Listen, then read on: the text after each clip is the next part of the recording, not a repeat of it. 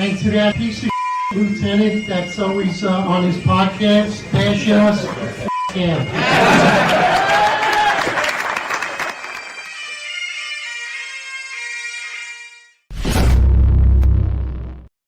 Attention to roll call. What's up, Big Marlon? What do you got this morning, bro? How's the weekend? Hey, morning, bro. Yeah, weekend was interesting, you know. Took a trip to Philly and went to I had to take my cousins to a fan expo in Philly. Very interesting, you know. Met Danny Glover there too. Oh yeah, I like Philly. It's like old New York, you know. I mean, now it's a little bit crazier, but I'm a fan of Philly. I like Philly. I have fun whenever I go, you know. Yeah. It's nice, and I think it's nice in short spurts, you know. You want to come in to see a game, eat some nice food, and then get out before you realize it's not that far from New York, you know. Well, you know, like I always thought like Philly was like you know, when New York City started to gentrify and become safe, like Philly was like 80s, early 90s New York, you know, still a ton of high crime, ton of homelessness. Now that line is blurred because New York went backwards. You know, it went backwards. And I think, you know, that's a great segue into what we're going to talk about today is a New York Post article that came out about AOC, you know, Congresswoman Alexandria Ocasio-Cortez. Her district, major crime in her district rose 70%. She covers Bronx and Queens. You know, obviously she supported the defund the police movement. She supported a lot of the legislation at a local level that, you know, us on this platform blame for the rise in crime, you know. So at the same time, major crime rises 70% in her district. Throughout the city from 2019, crime has risen 30%, right? So she over doubles the amount of crime in her district. We were talking about this a little bit prior to going live. How much do you think a congresswoman or a congressperson actually affects the crime rate in New York City? Yeah, that's a very fascinating question, you know, because, you know, just looking at it without going deeper into it, I think there's two conversations at play here. The first is how much of a direct impact she can have on it. And the second one is how much has her support for a lot of these poor policies have kind of trickled down to the local level. And I think it's a very fascinating question that I mean, I think we're gonna have a good discussion about it, a good back and forth about it. But I do believe that from the onset, this looks like a little bit of a hit piece against her.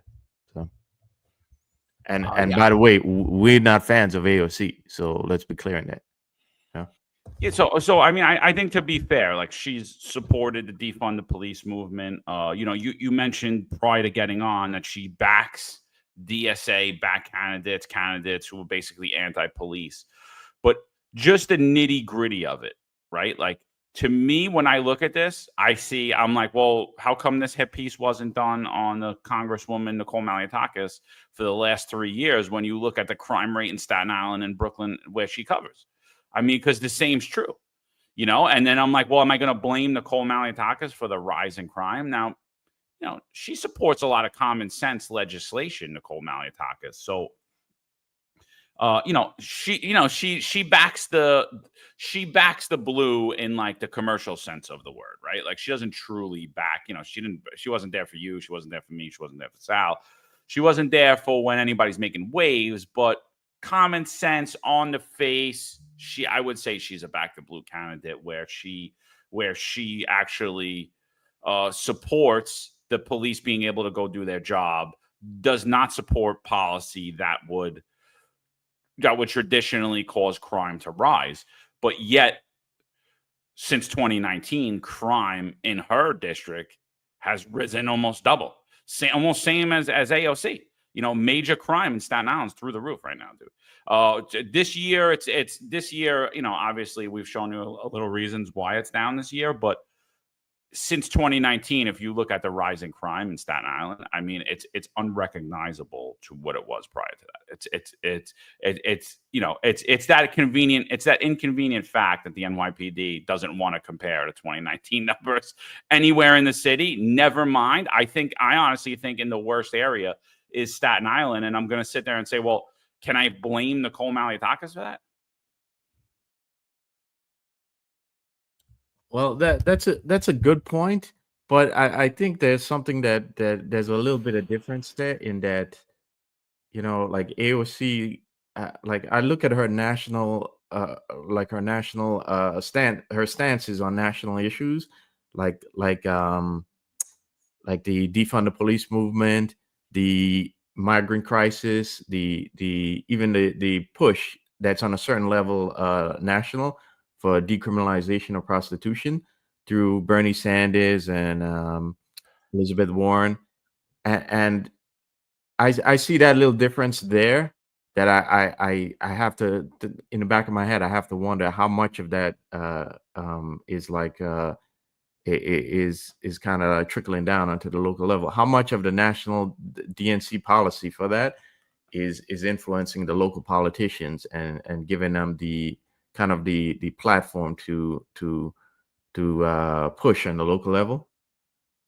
And like we were talking before the show started, like you see that area now being the politicians in that area, in particular Hiram Monserrat, now begging basically for the feds to come in and to help that area.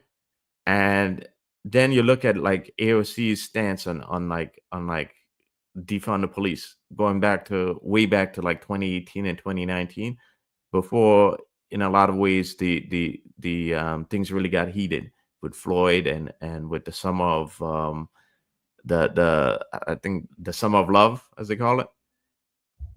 And you just have to look at that area now and think to yourself, how much of that stance has hurt the area, has kind of emboldened the criminality that's going on in that area.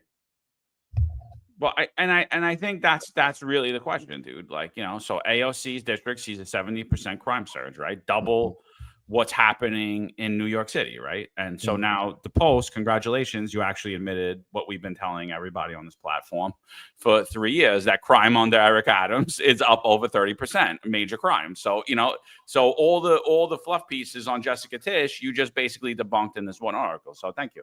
Appreciate you.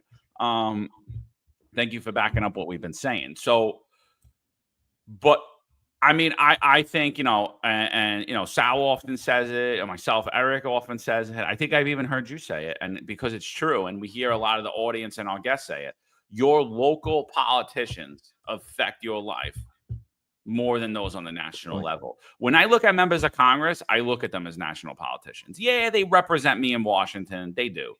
But they're kind of detached from the local politics. Now, coming out and backing a Tiffany Caban, backing a Chiosei, backing a candidate who's vehemently anti-police, who's pro-crime, basically the legislation that they push would be from a pro-criminal stance.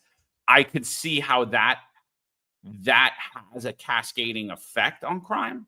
But overall, am I holding my congressperson accountable for the crime rate? Absolutely not. I'm holding my city council, my mayor, and my police commissioner accountable, especially in New York City. I mean, this crime rise in AOC's district is a failure on the Adams administration and nobody else. In my opinion, it's a complete fit, because I don't care even if your council person's Tiffany Caban in that district. So Tiffany Caban controls the entire city and she's responsible for the crime in her district. Yeah, I mean, is it good to have her voting against you? No. Is it good to have, out of the 51 members in New York City Council, is it good to have the overwhelming majority of them voting for the same type of policy that AOC supports? Absolutely not. It's not. But who's ultimately responsible for the crime? Who's ultimately responsible to see that the crime drop? Who's ultimately responsible to see where officers are deployed, if they're deployed properly, what crimes we're going after? That is the mayor of New York City and his appointed police commission. That you know, and to me, so like when I'm looking at this, I'm like, I would scratch AOC out of that, and I would just write New York City Mayor Eric Adams. Yeah. I mean, what do you think about that? Yeah, no, I see where you're coming from, and I actually see another angle on this as well that I'm gonna get to. But you know, I'm again, let's you look at the bills that AOC has the initiatives in Congress that she's gotten behind, and I'm looking at it and I'm like, you know, your district is like 70% up in has a 70% surge in crime right now, right? If I'm in Congress, I would be trying to get more resources to that district. Now, I know you can't just directly, you know, you can't just directly send resources to your specific district, you know, but I would at least be sponsoring bills that kind of made a difference in that district, you know. And I'm going through her list of bills, and I see nothing in there that even though she's fond of espousing support for like working class families and low income families, I see nothing in there about protecting those working class families in that area. I see nothing about you know, enhancing the police service in that area. I see nothing about you know, improving the quality of life, you know, in that area. Or again, like I said, she can't just target that specific area, but I see nothing in there about helping New York. I see a grab bag of progressive talking points that ultimately you know, don't do anything on the local level. And as we can see from that 70% surge, hasn't really helped her district. You know, it's like, it makes you wonder, like, who are you working for in that? You know, because you're certainly not working for your constituents. You know, they're through Hiram months, right? They're busy begging for feds, and here you are, almost at the highest, one of the highest positions on the national level, and what are you doing? Well, so and again, we got to remember that Hiram Montserrat was basically, you know, he was basically cheerleading for New York City Mayor Eric Adams and Kaz Daughtry, saying what a great job they were doing on Roosevelt Avenue. Okay. Yet weeks later, he comes out begging for the federal government. I'm like, I don't remember a time when the New York City Police Department was so inept that they couldn't deal with regular street level crime, prostitution, drugs. I don't remember a time. This is the first time in my lifetime that I could remember where now we actually have people begging for federal help. I'll agree with you that AOC is absent from her district. I'll agree with you that she's not a boots on the ground candidate. I'll agree with you that every type of legislation she supports at a national level not only affects her district, but the whole country as a whole negatively, 100%. But when I'm talking about what we could grab at, what I'm going to grab at, the politicians that I'm going to hold accountable are the people that deploy the resources. I mean, again, you know, let's go back to Nicole Maliotakis. Backs the Blue is on the ground. When I go to Staten Island, I see Nicole Maliotakis. I see her out there. I see her at events.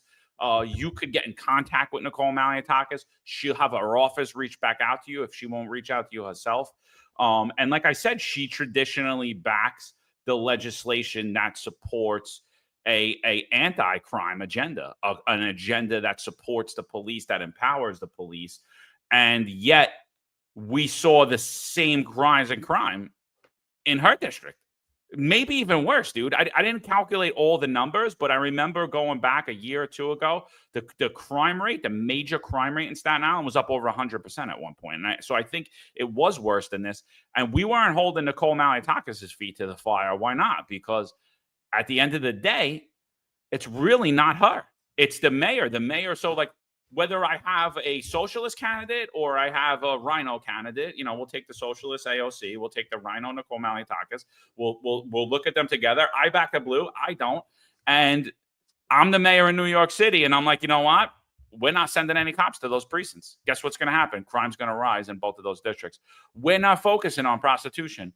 Well, prostitution's we don't really have a prostitution problem in Staten Island, but they do in Queens on Roosevelt Avenue. Guess what? Queens is going to suffer. when the NYPD backs away from certain issues or their precincts aren't staffed properly, I mean, you're going to see what happens. And that's what happened. Oh, how about I'll just throw a bunch of male migrant shelters in your neighborhood, which is what he did, right? He threw them in the districts that he wanted to. He basically caused crime spikes where he saw fit. You know, he didn't put them in his neighborhood of Fort Lee, New Jersey. No, he sent them to Dungan Hills. He sent them to Emerson Hill. He sent them all around places where, you know, people traditionally wouldn't want this, where crime was low, and crime spiked in all of these districts. Because, I mean, like, let's face it, a lot of the districts in AOC's, a lot of the precincts in AOC's district were not traditionally high crime precincts 5 years ago. And the same's true on Staten Island. So I'm like, you know, I'm sitting there going, did this article realize what they just did? Or is this just straight gaslighting? Because what they did is they showed you how inept Eric Adams is, even with Jessica Tisch as the police commissioner. It just continues. It's 3.5 years of gaslighting, and crime is still way higher than it was pre-pandemic levels. When they're talking about they're breaking records, they're doing this, crazy. Yeah. But you know, I will point out though that while I agree with you on that, I will point out that this is where like her stance on certain national issues, I think, comes into play, and in particular the migrant issue. And I think in the last couple of years, that area has seen a large influx of migrants, and with that has come migrant related crime.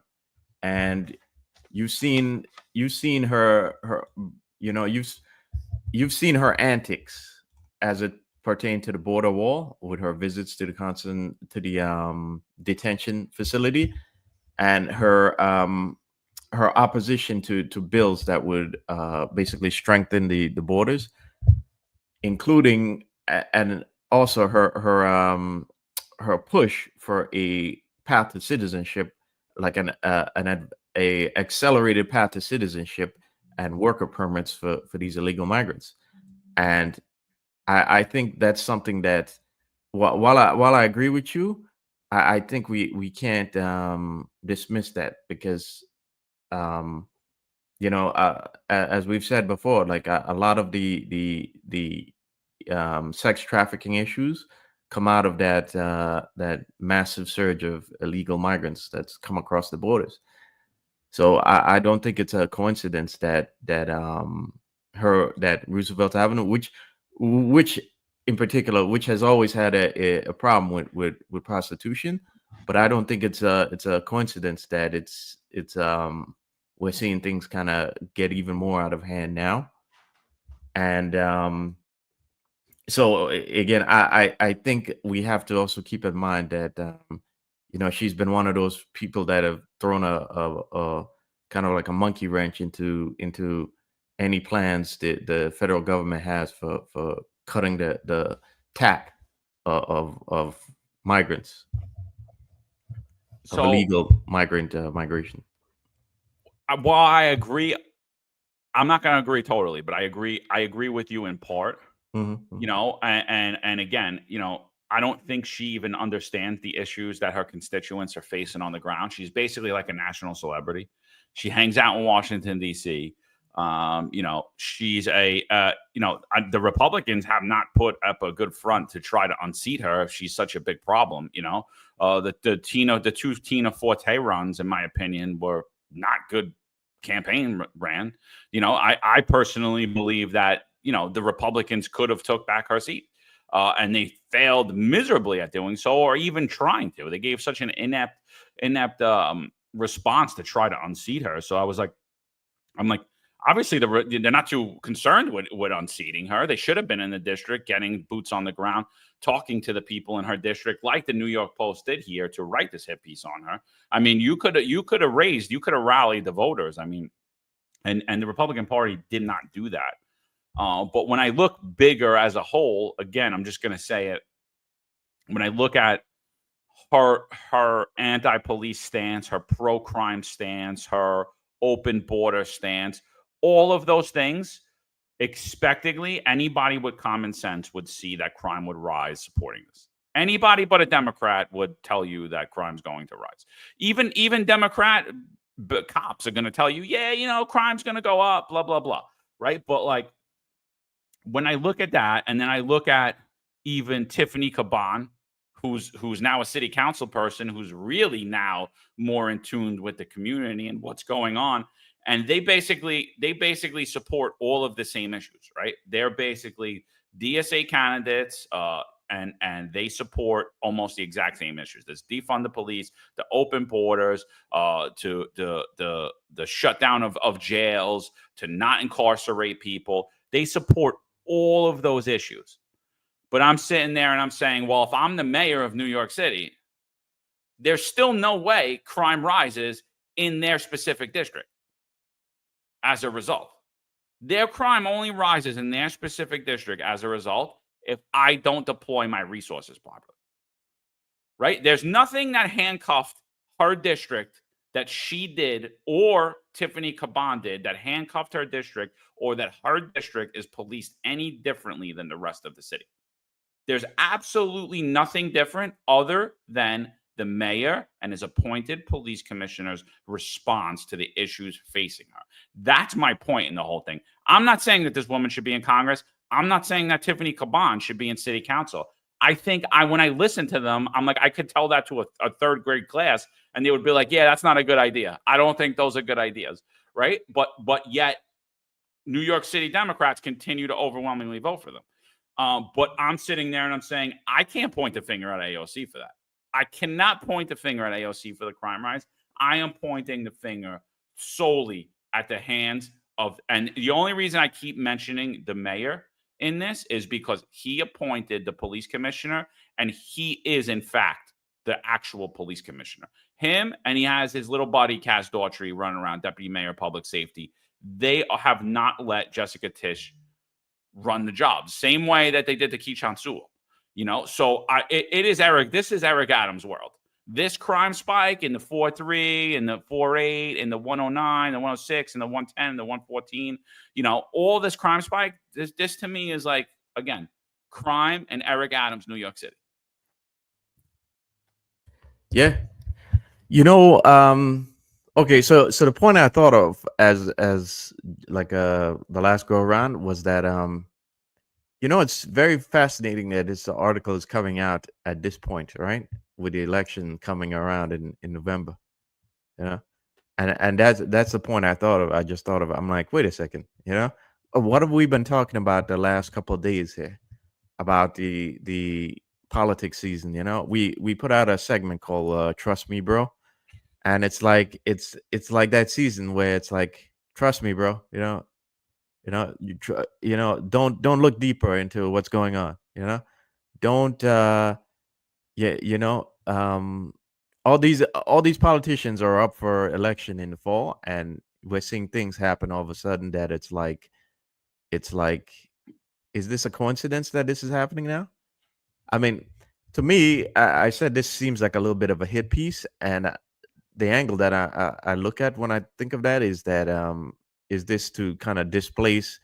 Is this them trying to do as much as they can to displace blame for the situation that parts of the city are on away from the Adams administration? You know, is this you know, the Adams administration in particular is very good at that. You know, for well over a year now, we've seen interviews where Chell himself is like, well, you know, other parts of government have to do their job. You know, other parts. Adams has said it too. You know, in fact, I believe Kaz has said it too, and that's a good point. But like we've said before, is have you done the most you could do to fix the situation?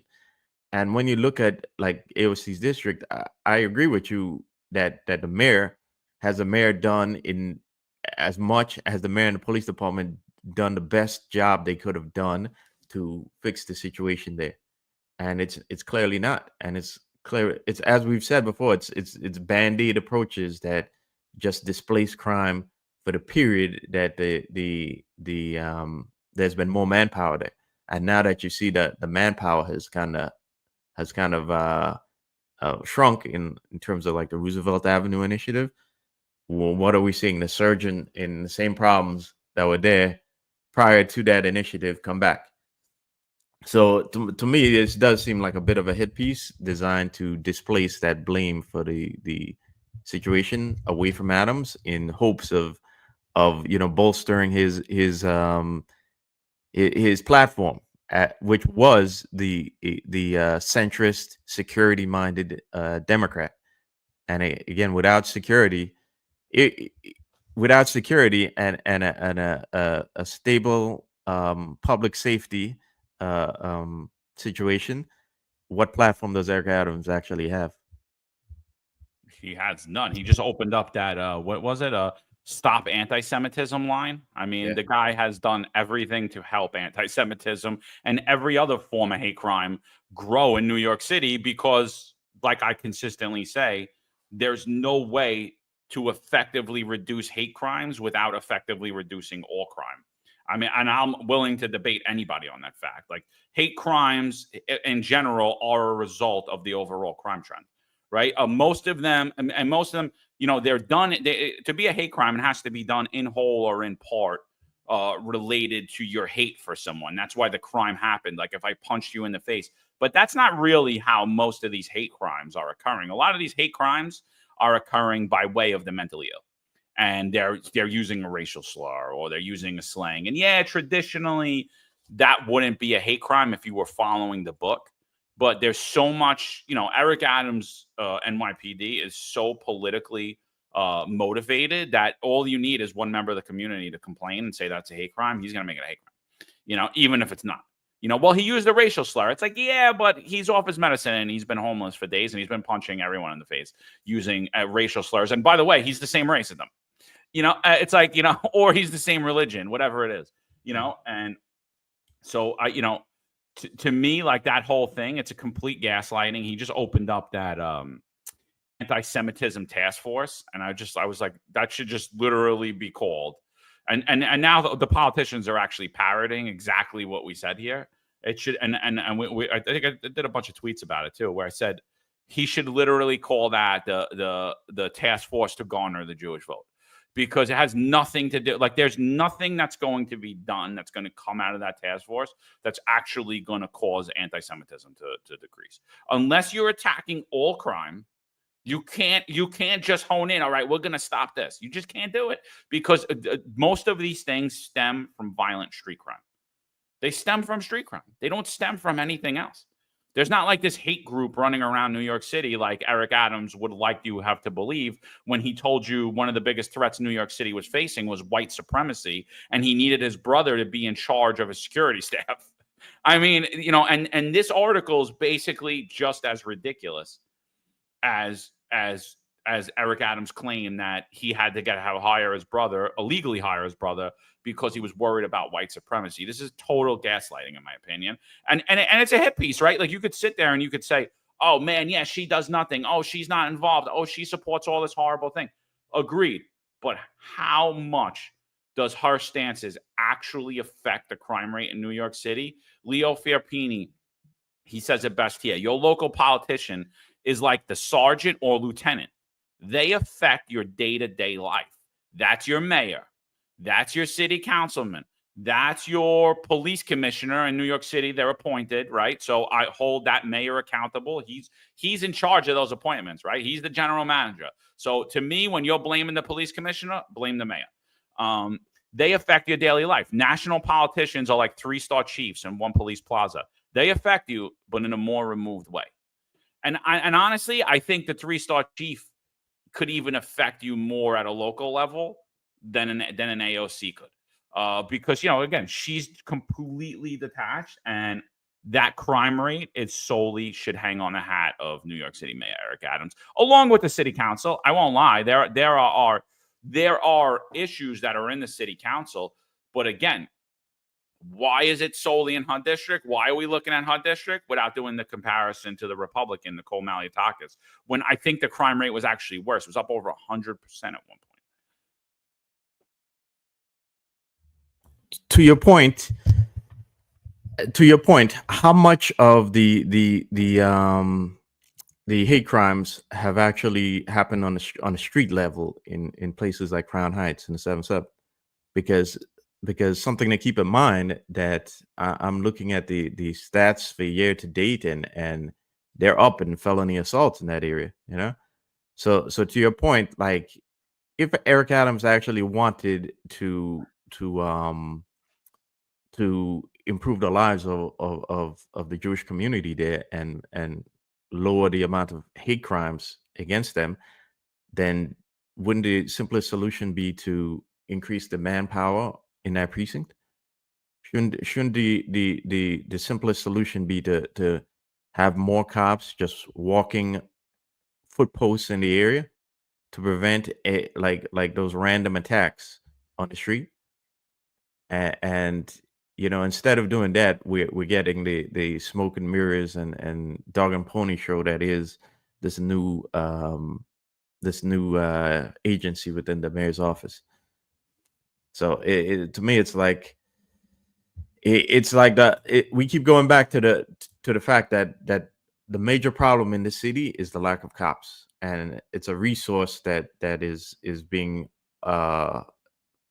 poorly. It's a resource that the department is very short on right now, and to that, why hasn't the mayor pushed people like AOC? Why hasn't he called out AOC in her inaction to get more resources to her district and to New York? Meaning, Stay tuned, because election season's early. He's going to stay tuned. Yeah. That's what that article, and that's what this article is about. Yeah. That's a good point. Good point. I didn't even think about that. Maybe that's what he's trying to do. But yeah. I go back to the fact that I think this is part of this is kind of displace the what's happening in that district away from Eric Adams, and trying to shift his poll numbers up ahead of Andrew Cuomo. Yeah, and he doesn't have much time left in order to do that. So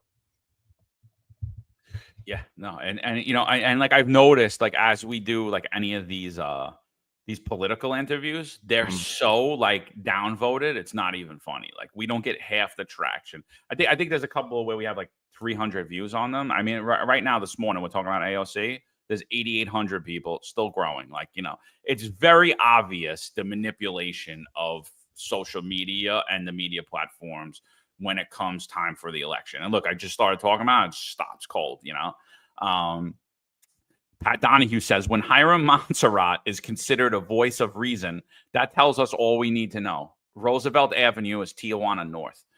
I couldn't agree with you more, unfortunately. And Tom Joy says, I agree with Marlon. The squeaky wheel gets the grease. And I totally agree with Marlon on that point, by the way.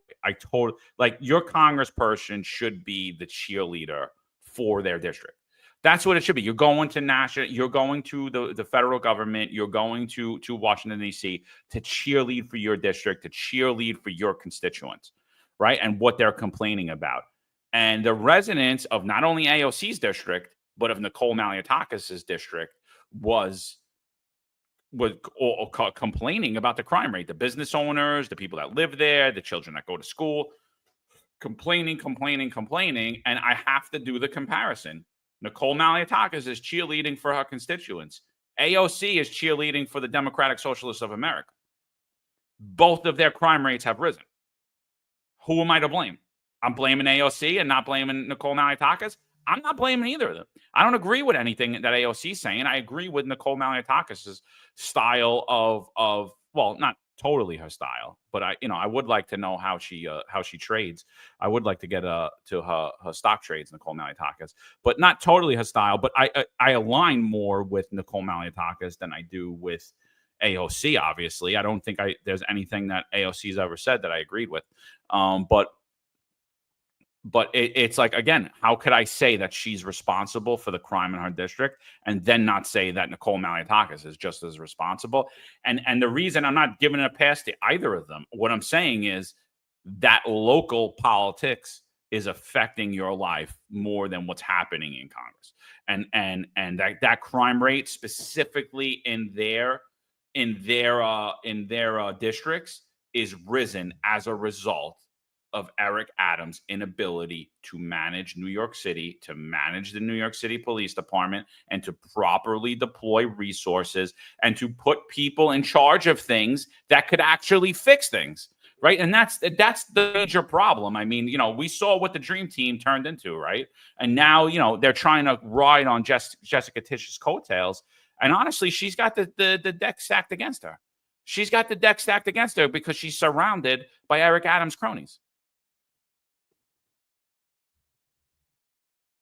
I'll add one more thing to your last point. Keep in mind, this article is coming out in the New York Post. And the Post is part of the Republican machine. The Post leans very right, but also we've seen recently that, like in AM New York, which is owned by I think her name is Victoria Schneps, by the Schneps Media Group. Victoria has been an associate of Eric Adams for years and has kind of acted like partially like a pro Eric Adams media establishment for years now. And we've seen recently a lot of pro Eric Adams administration pieces in that, including a piece that were basically like lovingly spoke about Kaz Daughtry, So it's very curious that that this is coming out of the Post and the timing, like we said. But yeah, I agree with what you say about Tish and like where she's at with the administration. I think for a mayor that whose platform is he's a centrist minded, he's a centrist and he's a public safety mayor.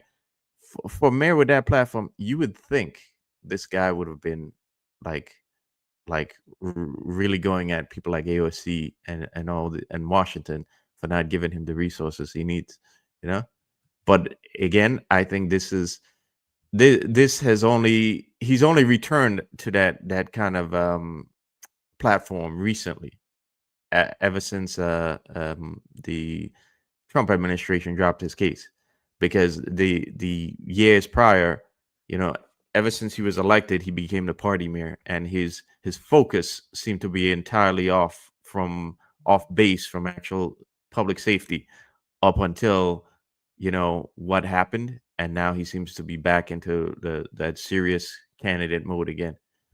So well, he's saying all the right things, but again, is he really, besides the media like lauding over him, is he really doing the right things? I'll never forget when he was in office. I think he had just gotten into office, and an Asian woman got pushed in front of the train by a mentally ill person. And he came out and he said, we don't have a crime problem in New York City. Meanwhile, crime's skyrocketing. It's up like over 100%. He's like, no, we don't have a crime problem. That's just your perception. We're going to fight your perception of fear. And still till today, what they're doing is fighting your perception. You know what I mean? And by the way, Eric Adams aligns more closely with AOC than he does with Nicole Maliotakis. So anyone that says differently, go right ahead. I've became like an Eric Adams historian in these last 3 years because of this mandate. And I could clearly show you line for line. We could go through it. I'll debate anyone. Eric Adams is closer to AOC than he is to Nicole Maliotakis. So if you're supporting Eric Adams, you're supporting the socialist agenda. Just, and I don't care what he says. I care what he does, and what he does and what he's done is support open borders, support pro-crime legislation, support pro-crime policy, while he's mouthing something different to you. IMP Franco says Republicans want the socialist communist boogeyman. It helps with fundraising, which is infuriating. It helps with fundraising, but it hasn't helped them win elections. I mean, it really hasn't. Again, how is AOC still sitting in her district? How is a Tiffany Caban, a Chio Say? How are these people? I mean, like, I literally often I retweet them and I'm like, this is a real post. Like, just because like I read it and I'm like, this is definitely satire. And then I'm like, no, this is an actual elected congressperson or city council or state assembly or senator or even a mayor. This is a real post. This isn't satire. This is real. This is what New York City is dealing with. And so I'm not sitting here and saying that it's not important who your congressperson is. It's absolutely important. It's important for so many ways: how your schools get funding, how your police departments get funding, how anything you want to say, your roads, the infrastructure that's available to you, anything that comes out from a federal level, we should have competent people, right? So I don't support an AOC. I want someone that's there that's truly beholden to the people they are elected for. I want someone that's there that's going to be a public servant. AOC's been nothing but a celebrity her entire run at Congress. She's been in since 2019. And since 2019, crime has risen huge. And it wasn't because of AOC.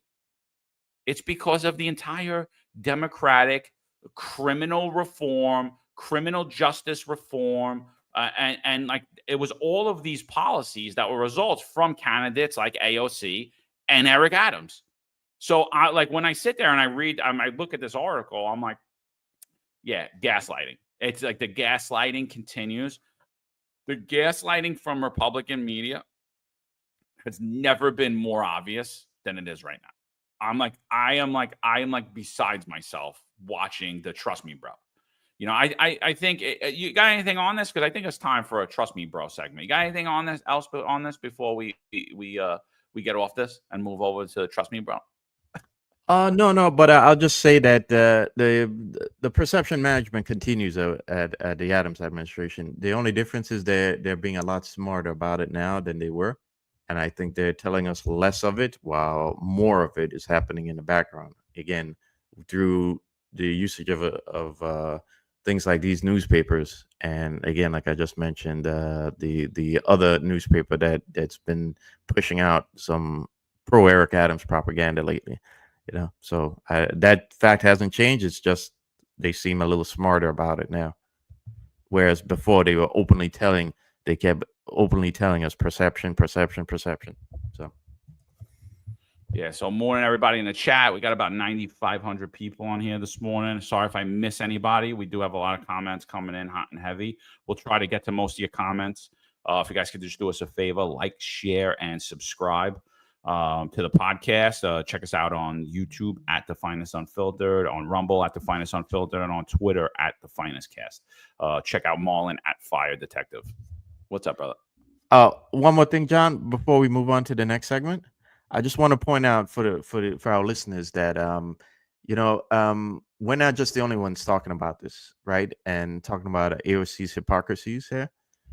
Her base is even starting to get a little antsy about what she's been doing. Okay, because there's a couple articles weeks ago about her and Bernie Sanders basically jet setting around the country in like $15,000 an hour private jets, as they live the high life while telling us that they're fighting the oligarchs right now, and they're fighting the millionaires and billionaires. So even their own DSA base, Democrat Socialist base, is getting a little frustrated with the hypocrisy they're seeing from her. So yeah, it's Brian Johnson says, I legit fear she will win the Democratic primary just by showing up and saying Trump is bad. Listen, the bottom line is the Republicans have done nothing to ignite their base in New York City.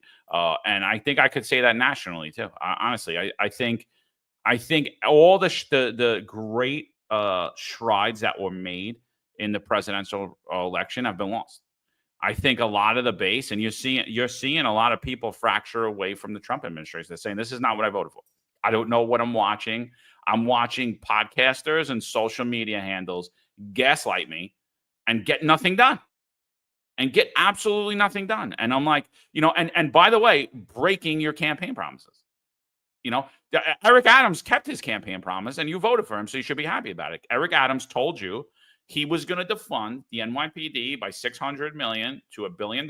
He didn't do that. He actually blew the budget out. So he failed at that.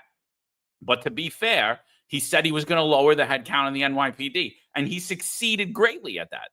He succeeded. He was the best police defunder there was, and yet we pretend that he never said that. So, but that was a campaign promise he kept.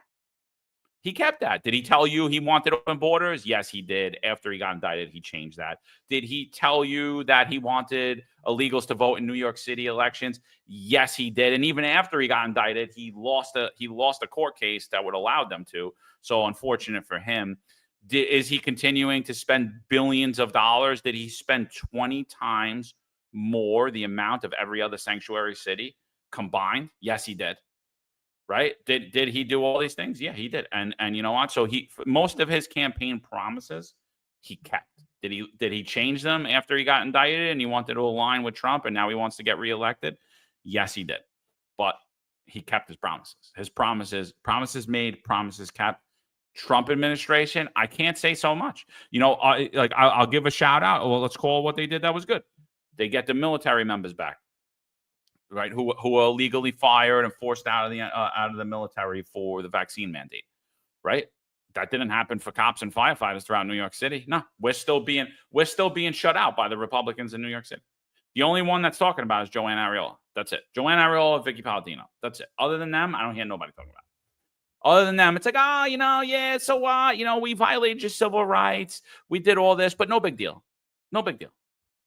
Get over it. It's time to move on. It's time to move on. We got more important issues like getting me reelected. Yeah. Where a lot of us are getting antsy about like what's happening with the administration. Again, like we've said repeatedly, we are very pro this administration. We voted for Trump 3 times. Okay, but at a certain point, I personally want to see less saying, more doing, less with the trivial policies that really isn't affecting our lives. Like, I don't care what the Gulf of Mexico is called. That doesn't impact our lives. It doesn't make America. It doesn't intrinsically make America better. Okay.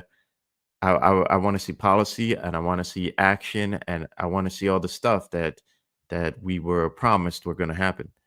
And I want to see all the files we were promised to see, but we haven't gotten so far. Where are all those people that were supposed to be locked up for that nonsense? And it's something that, as things drag on, sure, we're in just the first 5 months, but the longer this goes on, is the more dangerous things become as we near the midterms, because they need to keep the base energized and keep the base feeling that this administration is actually working to the benefit of America.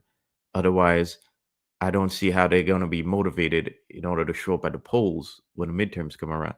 And if Republicans lose heavily in the midterms, then they're going to try and like impeach Trump again.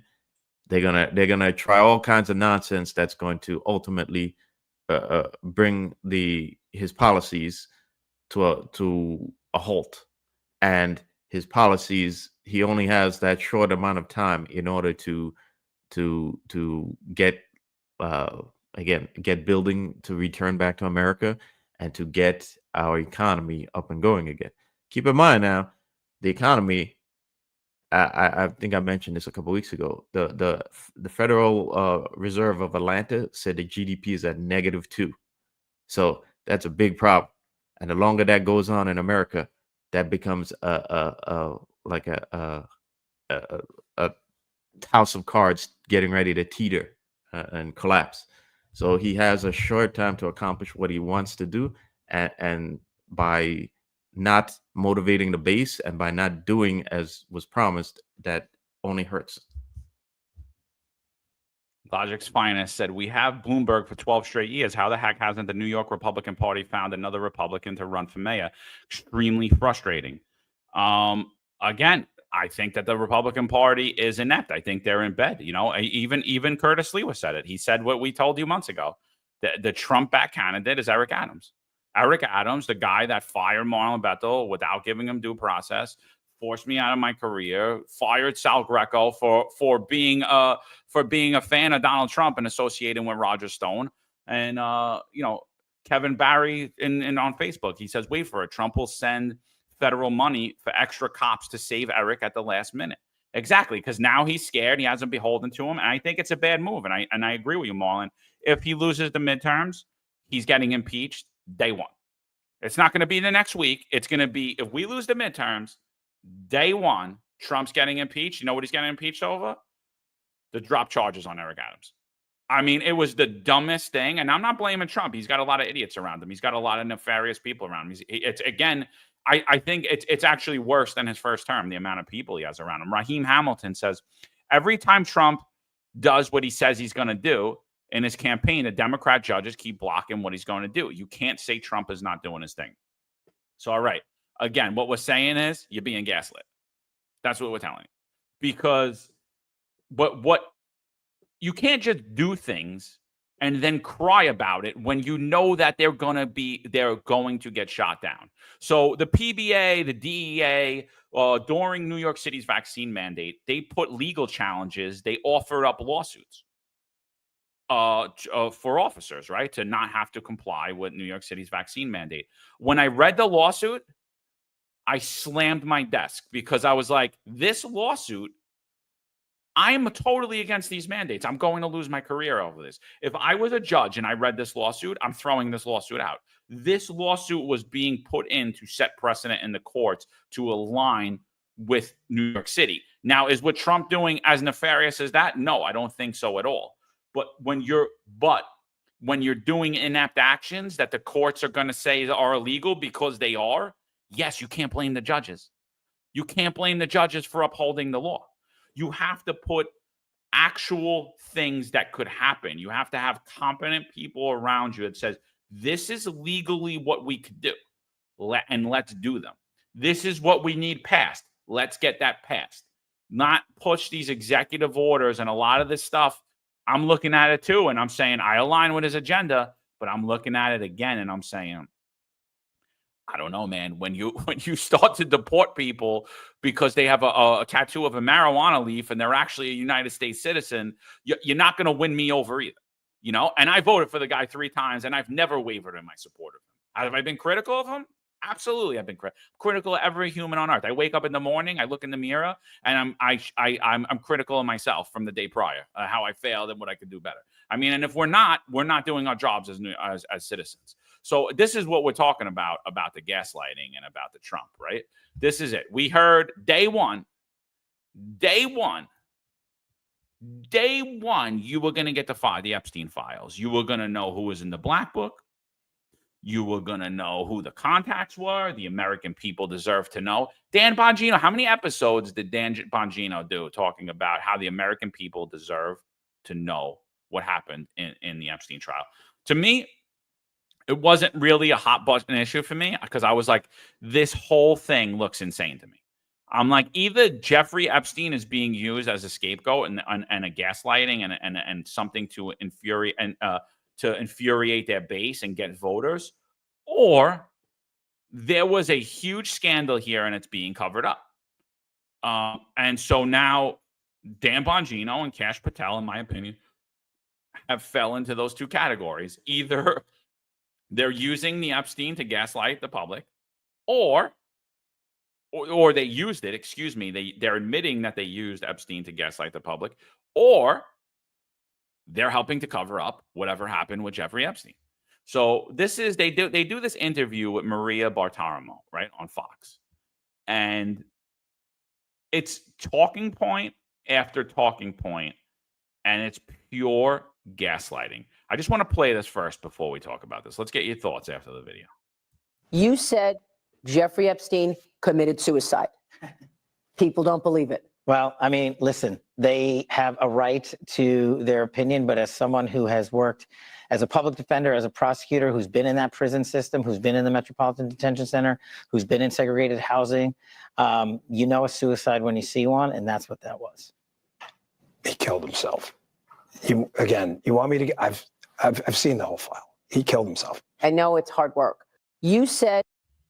What do you think about that clip? Because these are 2 guys that, by the way, I've seen them speak on podcasts and media. I've seen them do sit-down interviews. Came off very confident to me. Now they're telling you, no, Jeffrey Epstein killed himself. Trust me, bro. I seen it. It's like, no. You said the American people should see it. So why don't you show us what you saw? Trust me, bro.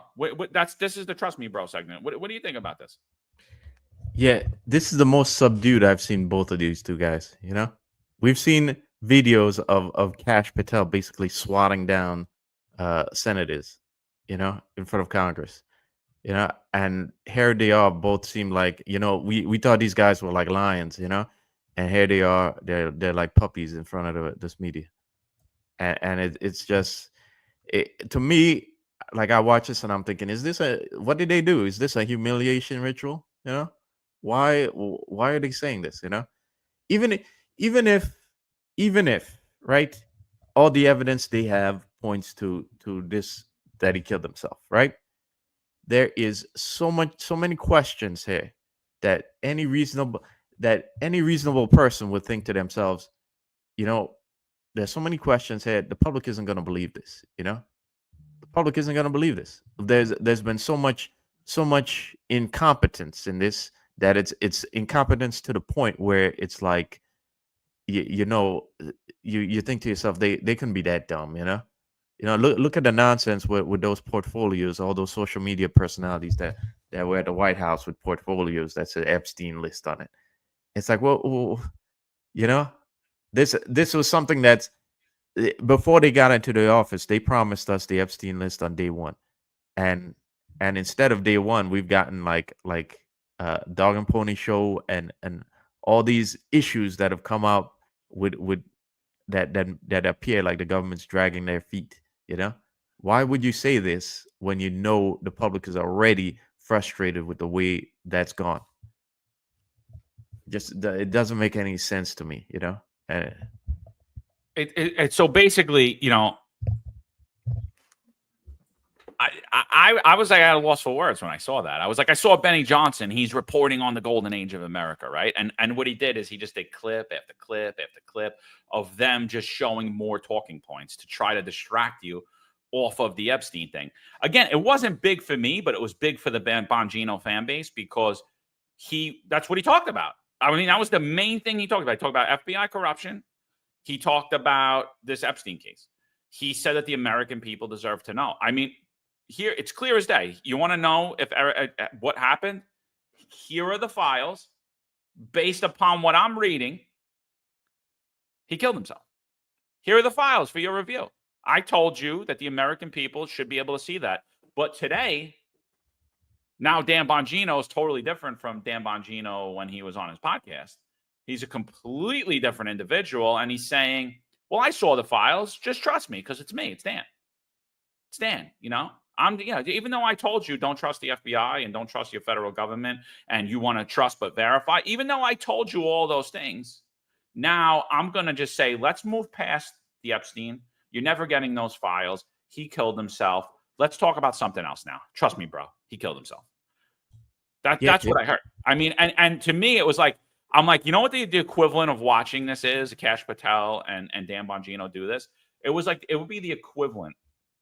And because this is exactly what happened, by the way, because they've promoted people that were in charge of all the actions that they were complaining about on January 6th.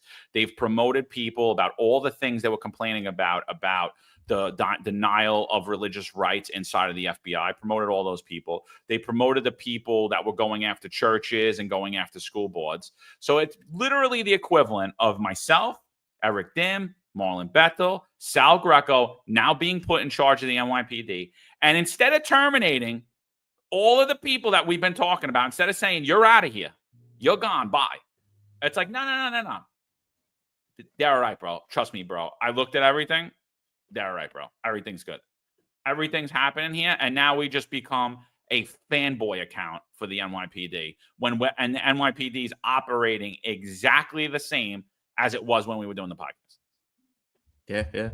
I thought we were getting like with Kash and Dan Bongino. I thought we were getting like I thought we had just bought like a 1969 Charger with a V8, a powerful V8 engine in there, you know. And here we are with what are we seeing here? A 4-cylinder Toyota Corolla, you know. You got an electric golf cart, bro. Yeah. You got It's an like, electric golf cart, bro. That's what you got. It's like I like what happened? Did we get Did we get a replacement over here? Did somebody clone these guys and replace them with you know? I don't understand like what has happened that these guys are now protecting this file that they promised. You know, all they've talked about before was clearing all that malfeasance in the government, and here they are jamming it up again. You know, what has happened since they got inside the government that things have changed so drastically? You know. Yeah, I mean, I don't know. Unless their lives got threatened. I mean, neither of them need the money, So it's not like oh, the guy needs a job, feed his kids. Like then I could see people bending their morals and stuff. They don't need the money. Dan Bongino certainly don't need the money. He didn't even need to do his podcast. Guy made a ton of money in Rumble stock, ton of money. Guy never needs to work again. So like, why go embarrass yourself? Yeah. Why go ruin your reputation like this?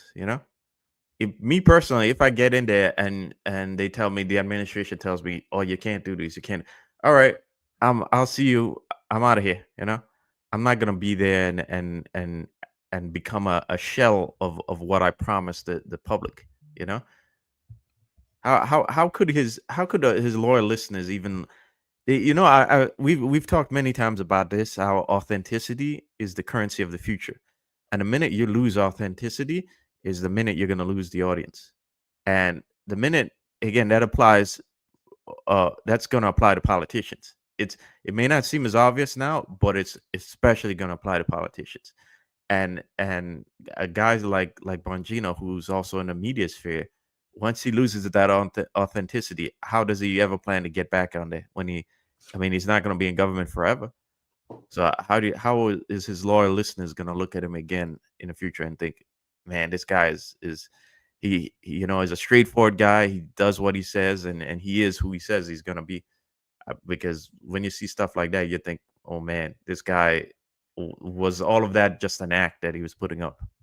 Yeah, I mean, that's what I see. I see the total Dan Bongino's complete actor. He never really was a cop. He wasn't a Secret Service agent that long. He wasn't all those things. He pretended to be one on TV. And when he got the opportunity to do all the things he talked about, he didn't do it. Kevin Mannion says it would be the equivalent of you making Kaz the first step for chief of department. No, it would be the equivalent of me making Kaz the police commissioner. Like, no. It's good, bro. Trust me, bro. He's qualified. He's good. I was wrong about those other things. Don't worry about that. I was wrong about all that stuff. 100% would be that equivalent, And then they just go on in the interview to like, all right, let's talk about something else now. Trust me, bro. And it's like point after point. Here's another one. So this is work of Sam Mantar. Like, this is what I'm talking about. Well, the other issue that's been talked about recently is this mortgage fraud and the FBI opening a formal case against Letitia James. So again, ongoing cases, and we take our ongoing investigations very seriously because we don't want to do what our predecessors did, which is talk about them ad infinitum in the public and then nothing happens. This case, I can tell you, is being handled by our professional pros who are subject matter experts reporting directly to headquarters, which reports to Dan and I. This case, along with others, because it is a case of great public importance. And unlike other leaders who previously sat in these seats, we don't prejudge any case. We don't care what party elected you to what. It doesn't matter to us. It's irrelevant. If you broke the law, we are going to find out and we are going to investigate you. And then we are going to discuss that matter with the Department of Justice. And this is one of the things that, if your viewers take away nothing else from this interview, the FBI does not make prosecutorial decisions. You asked in the beginning how the FBI was weaponized. Well, the FBI hijacked the constitutional responsibility of the Department of Justice and the Attorney General, and James Comey and others specifically decided what cases to prosecute and not prosecute. Don't believe me? Go to the videotape in the Hillary Clinton investigation. We don't decide prosecutions, and neither does any agent or intel analyst. We have great partners under General Bondi. We work with them and discuss the matter with them, but the prosecutorial decision is with them. So is there a directive now to focus on fighting real crime?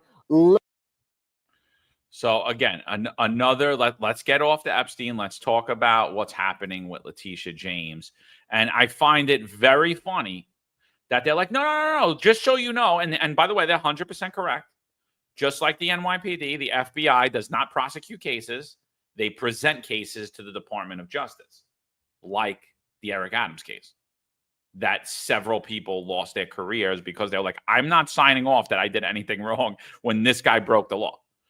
You know, I'm not signing off on that. And the DOJ dropped charges. So he's basically putting the onus, hey, if this case doesn't go anywhere, it's not on us. It's on the DOJ. That's what I heard. Did you hear anything different than that? I heard exactly that. He's throwing cold water on the situation already, and it's like he's already preparing for a soft landing, you know. And it's why is he saying that is a question, and it's absurd that he is. Yeah, I was like, you know, BK Sal Crook says, was Trump in the black book? Why else would Cash and Dan lie to the public? My opinion. I mean, listen, he was on the flight logs, you know, he was on the flight logs with his family. So, you know, in the black book, even if he was in the black book, does that necessarily mean anything? Does that necessarily mean that, does that know that you knew something illegal was done? You could know that he was a deviant. You know, we've been saying it. We've been watching, check out Laura Conlin on X. She's been following the Diddy trial. She does great work, investigative reporter, true crime reporter, celebrity reporter. So she's been at the trial every day. She's been reporting on her X account what's been happening. And I mean, it's clear to me that everyone that knew Sean Combs was a sexual deviant. Does that mean that they knew he was committing crimes? Does that mean that they knew that he was abusive to women? Does that mean that they participated in it? No, but they knew it. You know, they knew it. I mean, so again, we're talking about the suicide. We're talking about one case completely uninvolved. Trump's completely uninvolved in that. It's the suicide. They're saying that Jeffrey Epstein did not kill himself, but not showing you any of the data that they were saying that you were going to see on day one. And so that's my issue with it. They're covering up. I don't think they're covering for Trump here. I think they're covering for a corrupt system. That's what it looks like to me. Because, you know, when I watched that clip, I'm like, yeah, those don't look like the same two guys I know. Those don't look like the same two guys I watched. They look pretty confident prior. They look like they just seen a ghost. You know, and now, hey, let's give me some more. Trust me, bro. We're doing everything we could do on the Letitia James investigation, but then we're going to give it to DOJ, and then that's it. You know, I'm wiping my hands clean of that after. Yeah. So for you guys in chat and for you listeners, if you don't already know, there's been plenty of talk of Epstein connected to a global intelligence network, and in particular the Five Eyes intelligence, which is the Western intelligence agencies. And that basically he ran a honeypot, which is like a sexual extortion ring, you know, and basically a sexual blackmail ring. And there's so much smoke in that area that it's hard for any one reasonable person to completely ignore that, you know. And also keep in mind that Ghislaine Maxwell, her father now, Robert Maxwell, also did the same thing, and he was also killed under very shady circumstances, you know. And if you dig into his connections, there's a lot of connections between him and Wall Street, and in particular Bain and Company, which is Mitt Romney's hedge fund. But the point I'm trying to make here is that there's connections between Epstein, what he did, and the intelligence agencies. And the fact that government keeps trying to brush it off, and this administration now is seemingly taking their turn at it, is a problem, because there's so much smoke out there that most people in America now agree with those connections, that those connections exist. And the further along this administration goes in protecting it and into covering it up is just digging a deeper hole for them. You know, you're in such a situation where you can't put the genie back in the bottle. So the more you try to do it, is the more unethical your behavior appears to be. And as we've talked about on this podcast, what's happening with the Adams administration is they're using unethical practices now to cover up on their past malfeasance because they know they've gotten themselves in a hole and they don't want to come out and just clear the situation. They continually digging a deeper hole for themselves, and that's what the Trump administration is also doing by covering this up. It's just a whole lot easier at this point to let it all go and to release it and to get the truth out there than to continuing unethical practices that will ultimately hurt Trump's agenda. I agree with you 100%. IMP Franco says, with that being said, John, it looks like they're trying to let everyone see the whole system is corrupt, which would cause the system to crumble, which is exactly what Marlon just said. So let's just break that down real quick. Let's just break that down. You find out, you step in, they put us in charge of the NYPD. We find out that the NYPD is doing, this is hypothetically speaking, so don't clip this out. And if you do, we're going to have the tape to put it out. We find out that the NYPD is doing hits, pay for play murder, right? Let's just give that hypothetical.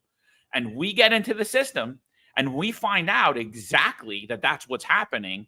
And instead of arresting the people and removing them from the system, what we do is we bring the lime with us and the shovels, and we go out to upstate New York and we start burying the bodies. No, we can't let anyone see what's going on. It's too bad. It's too bad. We can't fix this. It can't be fixed. I'm not buying it. I'm saying it takes great courage and great moral integrity to go in and fix systems. These two guys said they were going to go into a system and fundamentally change it. And instead, it looks like they want to go into a system and be friends with everybody in that system. And they want to be good supervisors, and they're running cover for that system. I'm not saying it's as corrupt as that. I don't know, but there are definitely issues within the system, same as there are issues within the NYPD. I don't know that they were saying that the FBI needs to be disbanded. They were saying that people need to be fired. I never said any of that. I was saying that what's happening through the Department of Justice, what's happening at our local DA's offices, what's happening by individualized people, I was saying those people should be removed. Those people should be fired. Those people should be prosecuted. What they told you is this whole system was broken. And now here they are in the system, and they're not doing anything about it. And by the way, they never pointed fingers at anybody. Not one person. They didn't name one name. They told you the system was broken. The system needs to get brought down. They always generalize statements. And now they're sitting there telling you, everything's good. We're in charge now, bro. Trust me, I've seen it. And the same's happening even with, and that interview is just, it's honestly, it's just a huge gaslighting interview. And they're scared to death of Maria, because you could see it right in their faces. They're like, they don't want the next question. They're almost like, they're not moving. They're not the same two confident guys that you see. Here's them talking about the open borders. Here we go. You said illegal alien criminals and child predators are next in your ongoing crackdown. Oh, yeah. How are you going to do it? The illegal immigration problem with 20 million people came in. Yeah, okay. Most of them probably were here to work in it, but a lot of them weren't. They were here to traffic in kids and fentanyl. If you were here illegally, the administration's approach, which the director and I have actioned through the agents in the field, is, listen, I'm speaking a bit hyperbolically, but correct me if I'm wrong. You're the lawyer. We're giving you about 5 minutes to cooperate. If you're here illegally, 5 minutes, you're out. Title 8, AEA, whatever we've got. We're not wasting an agent who's making, a decent salary, who we train. We're not wasting 3 weeks of his time to beg you for information for a proffer. We're not. We're kicking you out. The president's going to seal the border. You said illegal. What do you think about that? I think he seemed a little defensive over there,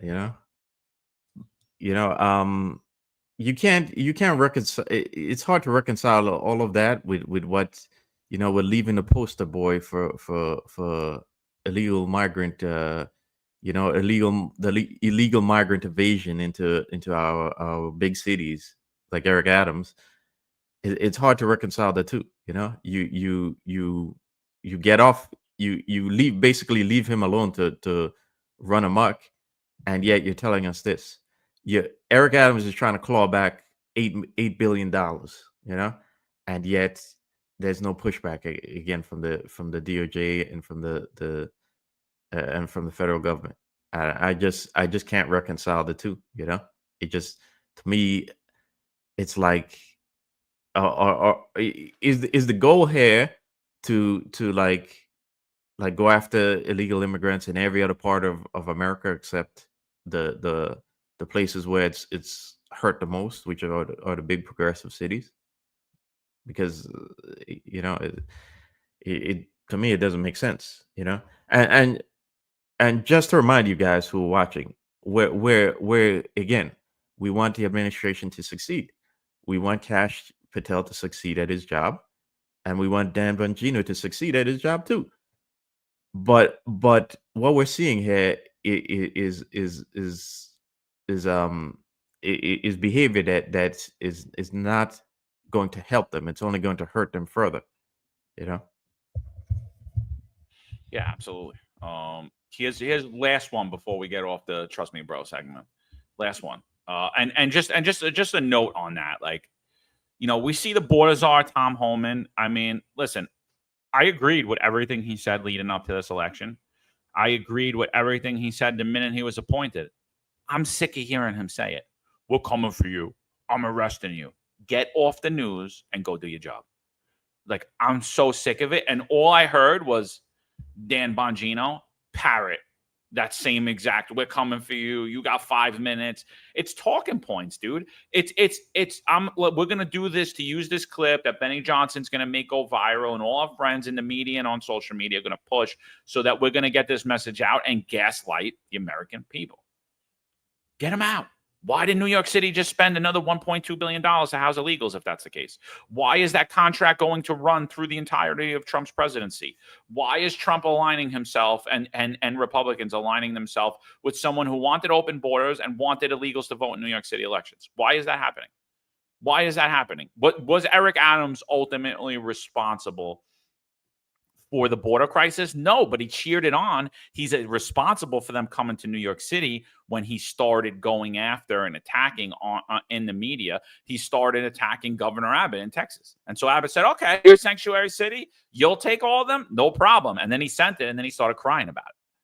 And that was the clip that went viral where they say he pushed back against Biden. He never pushed back against Biden. He's the self-proclaimed Biden of Brooklyn. Joe's favorite mayor. That's what Eric Adams said. Now he's talking smack about Joe Biden because Donald Trump's in office, because he's a weasel. He's a snake. Listen to what Dan Bongino. Again, this guy was told you for I don't even know how long. I personally couldn't listen to him. He was very vehement in his talk. I didn't like the things he was saying. I couldn't listen to him for a long time. Not somebody I could listen to for an hour, a half hour, just his style. But he was telling you that the FBI people need to get removed from the FBI. The leadership needs to be fired. The people that were involved in any of these cover-ups need to be fired. The people that were involved in these weaponizations need to be fired. Here he is as the deputy director of the FBI. I don't even understand why. Why did they do that? I mean, why put the FBI and its reputation at risk? What, it was just to win an election? Why? Because they're weak. Because they're weak.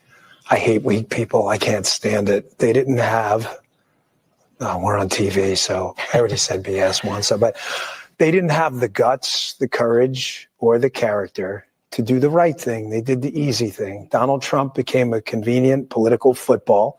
They thought they could leverage. They thought they thought with the media on their side that they'd get away with it. And it appears to me that the current leadership of the FBI is weak. And they think with the media on their side, they're going to get away with it. That's what it appears to me. Everything he just said, go back and put a clip of that with Dan Bongino prior. I mean, you can't even compare. It's apples and oranges. Everything he just accused the previous leadership of, he sounds like it. Prove us wrong. Kash, Dan, prove us wrong. I'm telling you what it looks like. We have no agenda against you. We support you guys. We voted for this administration. What we're watching is pure gaslighting. Prove us wrong.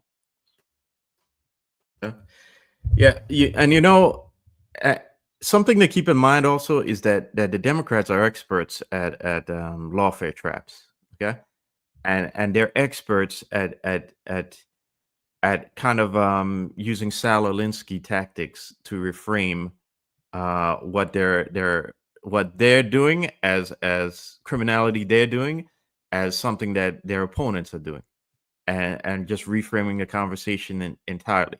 So this administration needs to be careful in what they're doing, because the trap has certainly been laid already for the Democrats to come back and, like you said, to certainly use Eric Adams as grounds to try and impeach Trump. So what we're saying here is that they better realize that the product that we voted in needs to return very quickly before the Democrats put the trap they activate the trap, because at that point Trump is going to be a lame duck.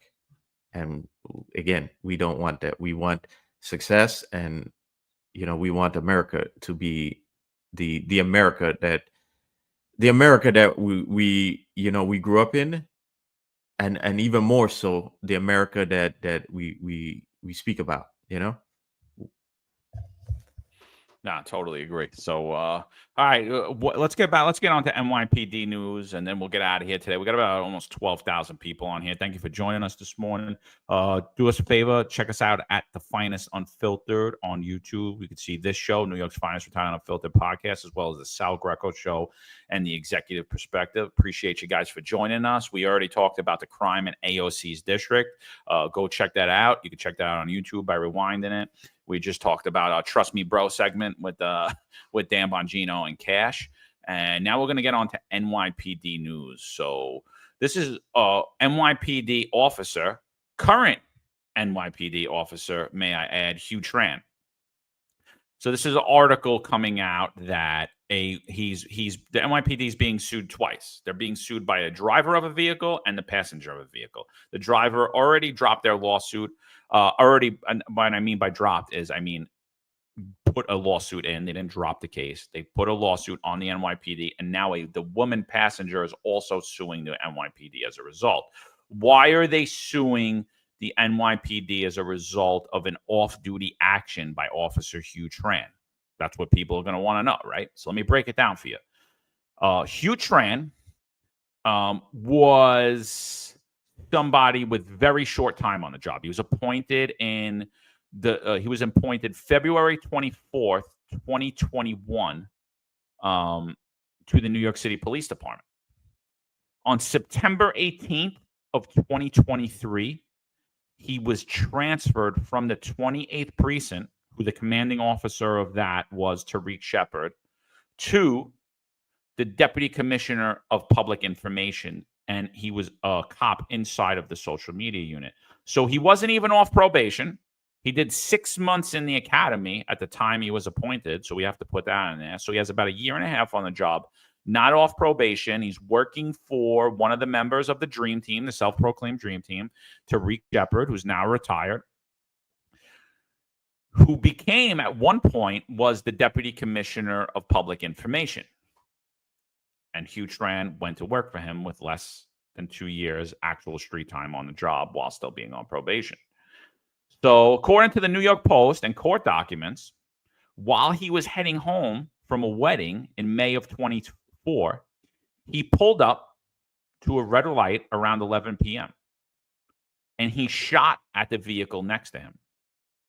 The person he shot, Keeshan Patel, who sources say was the intended target.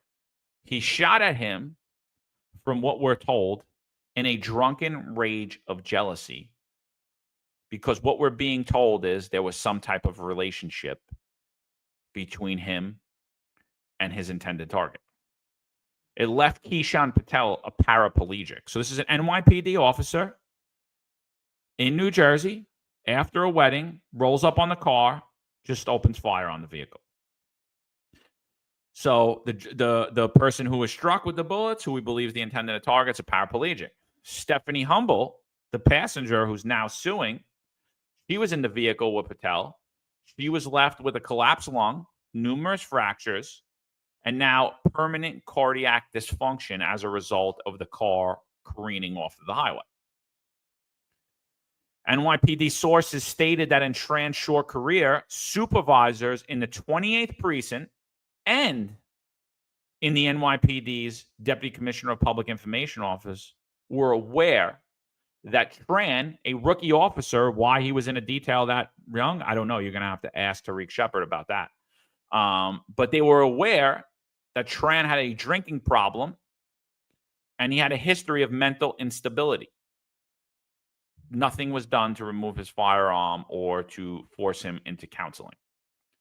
Tran, still being paid by you, the New York City taxpayer, is currently being held in Camden County Correctional Facility, and he pleaded not guilty to the charges of attempted murder, weapon possession, aggravated assault, and endangering an injured victim.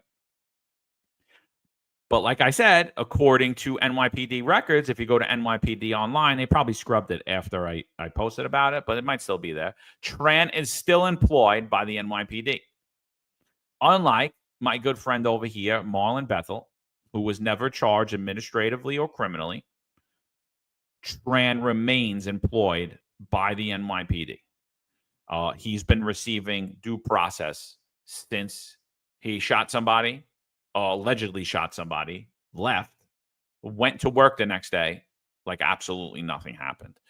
What do you think about all this, Marlon? Well, just think of all the many cops who've gotten in trouble in the last couple of years, and all the crimes they've allegedly done. Right? I'd say alleged, just because everyone's entitled to due process, but apparently not those who refuse the mandate. And it's just absolutely crazy, like we said, but prior episodes, how important the mandate was, that it trumps your oath, the law, the ethics, like all these standards that police officers are supposed to be held to a higher standard to uphold. But none of that matters if you're unvaxxed. Okay, that's the most important thing, that you're unvaxxed. Okay, because if you're not, you don't get due process. Whereas if you do those other crimes, and if you break your oath, and if you become everything a police officer is not supposed to be, you're still entitled to due process. In fact, the unions will even have a blurb about you in the paper where they say, oh, we're defending he's entitled to due process, and but they won't even mention if you're unvaxxed. They won't even, not a tweet about you, not a blurb in the paper, that you don't exist anymore. For all the promises that the union my union has said they're going to, they're aware of my situation. Can I get like a at least a tweet about me? Do I exist? I'm just saying, does any of us exist who refused it? But you're an inconvenient detective, Marlon, right? A black man, an immigrant who was fired without due process, who never committed a crime or received even as much as an administrative charge or violated the patrol guide in any way. So Pat Donahue says it here: Hugh ran innocent and proved until guilty. 100%. The facts don't look good for him. It's crazy to think he's in jail for months, yet still getting paid every 2 weeks by the NYPD. He's a commissary legend, right? But here's my thing. I agree with due process. I agree with that. He should be innocent until proven guilty. This is the founding of this nation. What if the facts of this case are inaccurate?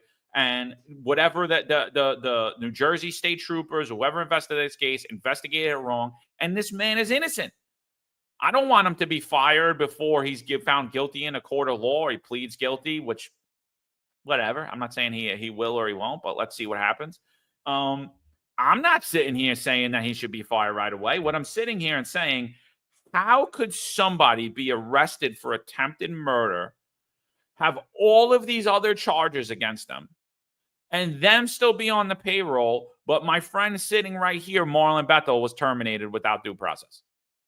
How is this America? And how is not anybody talking about this? Like, I don't understand. Like, it smacks us in the face every single day. Every single day, how arbitrary Eric Adams' enforcement of this was. Eric Adams fired a black man. Eric Adams fired a first-generation legal immigrant while he's sitting there fighting for illegals to work. And he still, till today, will go on Fox News and talk about how he wanted these people to work and how he fights for them and how he's fighting for the American people and he's fighting for New York City residents. He is a New York City resident right here. You terminate him for absolutely no reason, but yet you're paying Hugh Tran. Is this America? Like, yeah, Hugh Tran is entitled to due process, just like Eric Adams was. But so is Marlon Bethel, and you need to start talking about it. And until you do, we're going to call you out every single day. Yeah. You know, this also touches on something that we've talked a lot about on this podcast, and which is the advancement of the rocket fuel promotions of an advancement of people who aren't prepared for the roles they're being placed in, you know. And it's, again, what's hilarious about this is, if you do your job and you're committed to doing your job and being the best cop that you can be, you know, and upholding your oath, you for being non-compliant to the illegal nonsense, you get terminated.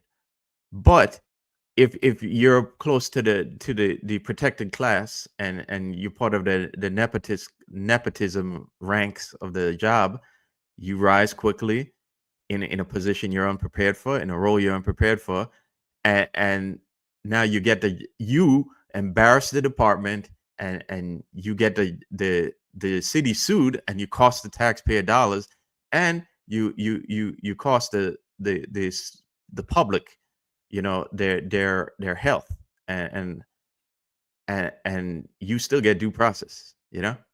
So it's absurd to me that this is happening, but we keep seeing, like, guys getting themselves in trouble, people who shouldn't have been promoted to those positions, you know. Tariq himself, you know, we saw his run-ins with the media and what happened between him and the commissioner, Donlan. And again, it's like, these people shouldn't have been in their positions. They are quickly advanced through the ranks by rocket fuel, and they get themselves in trouble and they embarrass the department. But are they pushed out? No. Tariq was Tariq kicked back to the rank he should have been? No. Nope. So it's just bizarre that the department is in such a position where, how does a cop who just wants to be left alone to do his job feel comfortable knowing that this is the atmosphere that they have to work in? Yeah.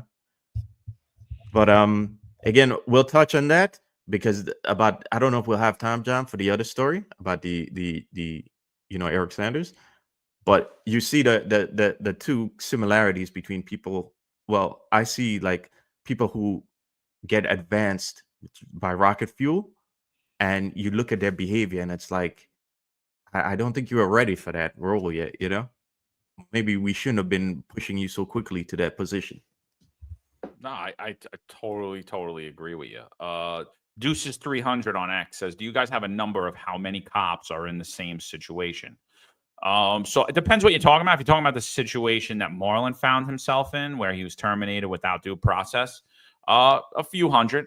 If you're talking about the situation where people are being accused of major crimes and still being paid on city payroll while they actually receive due process, which is constitutional, which is in our labor contracts and all that, like Hugh Tran is usually a few dozen at any time. You know, a few dozen officers at any given time. You know, where they're in jail, like Hugh Tran, it's not often, but I've seen people, you know, actually being charged with murder or attempted murder who weren't in jail for whatever, whatever reason, being employed for a very long time in the NYPD, and then ultimately were found guilty or protecting drug dealers or selling drugs or using drugs. And all that's arbitrary. Someone on here also brought up the NYPD should have a polygraph. I personally disagree. I think polygraphs are ridiculous. I think it's something that could be used completely arbitrarily. I think that depending upon who's administering the polygraph, I can make you pass or fail that polygraph depending upon the questions I ask you. And I don't think it really tells you anything. I think, I often laugh about that. And I was like, I was going to, at one time after the whole mandate, I was thinking about applying to the feds. And I'm like, I'm going to fail the polygraph, not because I'm going to lie, but because I'm going to tell the truth. Right? Like, like my answers are going to cause me to fail the polygraph. And, I don't think it's a true representative of someone's actually honest or has integrity if you pass a polygraph or not. Like I said, it could be totally jaded. And I think a lot what I see with feds and federal agents, and I'm sorry to like call out the FBI specifically, but it's just something having dealt with a lot of them. I see like a lot of people who really didn't have active youths, as like they didn't have an active young life, like either in college or in high school, and they were really kind of socially awkward that will fit the role that the FBI is looking for. They don't want a street kid. They don't want a kid who grew up in poverty. It's not that. It's usually like upper middle class kid who really didn't really do much as a kid, wasn't really too active in social life. And they become federal agents. And I think it's a real misstep in our federal agencies. Not all the federal agencies are like that, but the FBI particularly. And I think law enforcement nationally loses a lot of good candidates by way of these polygraph exams. Because again, if I don't like you, I could have you fail that exam. If I just don't want your type, I don't like Italians, I don't like blacks, I don't like this, I can have you fail that polygraph exam. It's arbitrary, in my opinion. It doesn't prove or disprove anything. Yeah, and I think you get I think to a degree you get sociopaths. You get some sociopaths who are excellent at lying to pass these polygraphs. I do believe you get because I've seen some instances in Florida where like guys who are arrested for some egregious stuff, and you wonder like, how did this guy pass the polygraph like 2 years ago? Yeah, but to go back to that question, how many cops are involved? Not in like my situation, but in terms of they get in trouble and they're like they still get due process on the job. I think it's not so much that question, but the real question is how much of this is unaccounted for and happens underneath the table, and you don't find out about it. I'll give you an example. Like you look at the guy who the cop who made threats against John and Eric's children, and all cops are woke, right? You look at that situation and you look at how it was not handled properly by the job, and how it's basically he was allowed to basically run out the door. And you think to yourself, how many of those situations happen, but there's no discipline at all? There's nothing on paper at all, So it's hard to even say that you could kind of quantify all of this, because I think it happens a lot, and it just happens kind of like off the record, and it's never really put on paper. So it's hard to say, okay, so and so many cops are being protected by the job, or they commit something egregious and they're still they still have due process. So it's just something to keep in mind. Yeah, I just again, I just don't love I don't love the polygraph. I don't love how everything's being handled arbitrarily. And again, I think a lot of good candidates will get weeded out. Like, oh, you've never been in a physical fight since age 13? Oh, and you have moral integrity and courage? How's that possible? So you grew up in cupcake land? Like what? How is that? Oh, so you've never been in an argument? You've never been angry at anything? Oh, okay. Oh, you're a great candidate for law enforcement. It's like, really? you know? And I always tell the story, like, you know, like I was not a shy kid when I was growing up. And I was like, when I took the exam, I was like, I'm gonna go all in, and I'm gonna go on. I'm gonna try to become a cop, even though I had an arrest record, even though, you know, I didn't particularly like cops. I was like, I think that I would be a good cop. I'm very aware of what happens out here on the street. I'm a good person. I don't rob. I don't steal, and I do care about the well-being of people that are weaker than me. And I was like petrified. I was like, could I really actually do that job? Could I save somebody's life? Could I save somebody that's been shot or stabbed? Do I have it in me to actually have to shoot someone if I had to? And then I literally, it just popped in my head. I said, well, if I can't, I just thought about all the kids I went to school with, then how could they? They're all cops. How the hell could I not? You know, if they could be firemen, why can't I? You know, if it's not me, what type of person is it? And then I look at like the kids that came on the police department who literally got bullied in high school and bullied in junior high school and bullied their entire life. And I'm like, why would you pick this profession? Like, so now you're not going to get bullied. So maybe you don't get bullied on the street because you have a team with you, but you're going to get bullied by your supervisors. You're going to get bullied by anyone else. Those are the people that they're going to walk into a corrupt system. And like Dan said, they're weak. They're weak. You know, like those are the people. They're weak. And they're going to continue to be weak. And they're going to walk into a system and say whatever. The guys like Marlon Bethel that see something that's illegal and wrong and say, I'm not going to do that. I don't care if it costs me my career. I don't care how much it costs me. I'm not going to do that. I'm not going to do what you're telling me to do. It's illegal and it's wrong. Those guys are a rare breed. And those are the people we should be looking for in law enforcement, not rewarding the people who are like, oh, yeah, he's a nice guy. He's a nice guy. Let's talk about nice guy syndrome. Javon Thomas says the ship press conference was funny. Please take a look. We're already on it. I'm going to try to get to it. There's a lot of stuff in that press conference that I'd love to point out on here. If we don't get to it today, we'll 100% get to it on Friday. I'll try to get to it in a little bit. He's talking about the ship that crashed into the Brooklyn Bridge, the press conference with the mayor and the NYPD. Absolutely ridiculous. I don't know why they do these press conferences. They should be short and sweet. They're under investigation. We'll get back to you. You know, they make themselves look like idiots every single time. And then Kaz Daughtry tweets photos of himself at the press conference and puts it out. Like, I don't know if it's just content generating, but they're just not doing a good job of it. We'll try to get to that. Another thing that came out by way of Sal Greco. Sal Greco, if you guys don't know him, he's actually on The Finest Unfiltered. He has a show. It'll be on tomorrow at 13:05 or 1:05 p.m. on at The Finest Unfiltered on YouTube. Sal Greco was fired for being a Trump supporter for criminally associating. He wasn't technically he was fired for being a Trump supporter, but they didn't fire him for that, using that charge. They fired him for criminally associating with Roger Stone, who has a full presidential pardon, who is allowed to vote and has a pistol license. So he's actually not a criminal. So he was charged with lying in front of Congress, and President Trump pardoned him. So he's not a criminal, but Sal Greco was fired for criminally associating.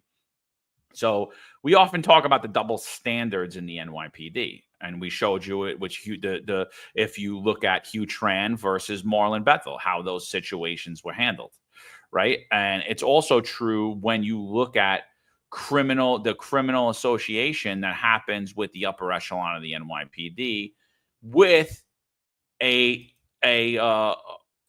alleged member of the Lucchese crime family, Jimmy Rodriguez. Jimmy Rodriguez had threatened myself and my family on his Instagram channel, right? Why, I don't know. Come to find out, oh, hey, he's good friends with former police commissioner Ed Caban's brother and owns a business with him. I'm like, oh, that kind of makes sense. Oh, and he hangs out with Mayor Eric Adams, and I just happen to be one of Eric Adams' biggest critics. Wow, weird. He just comes out of nowhere, threatens me. Fat Joe's on the post, all this stuff.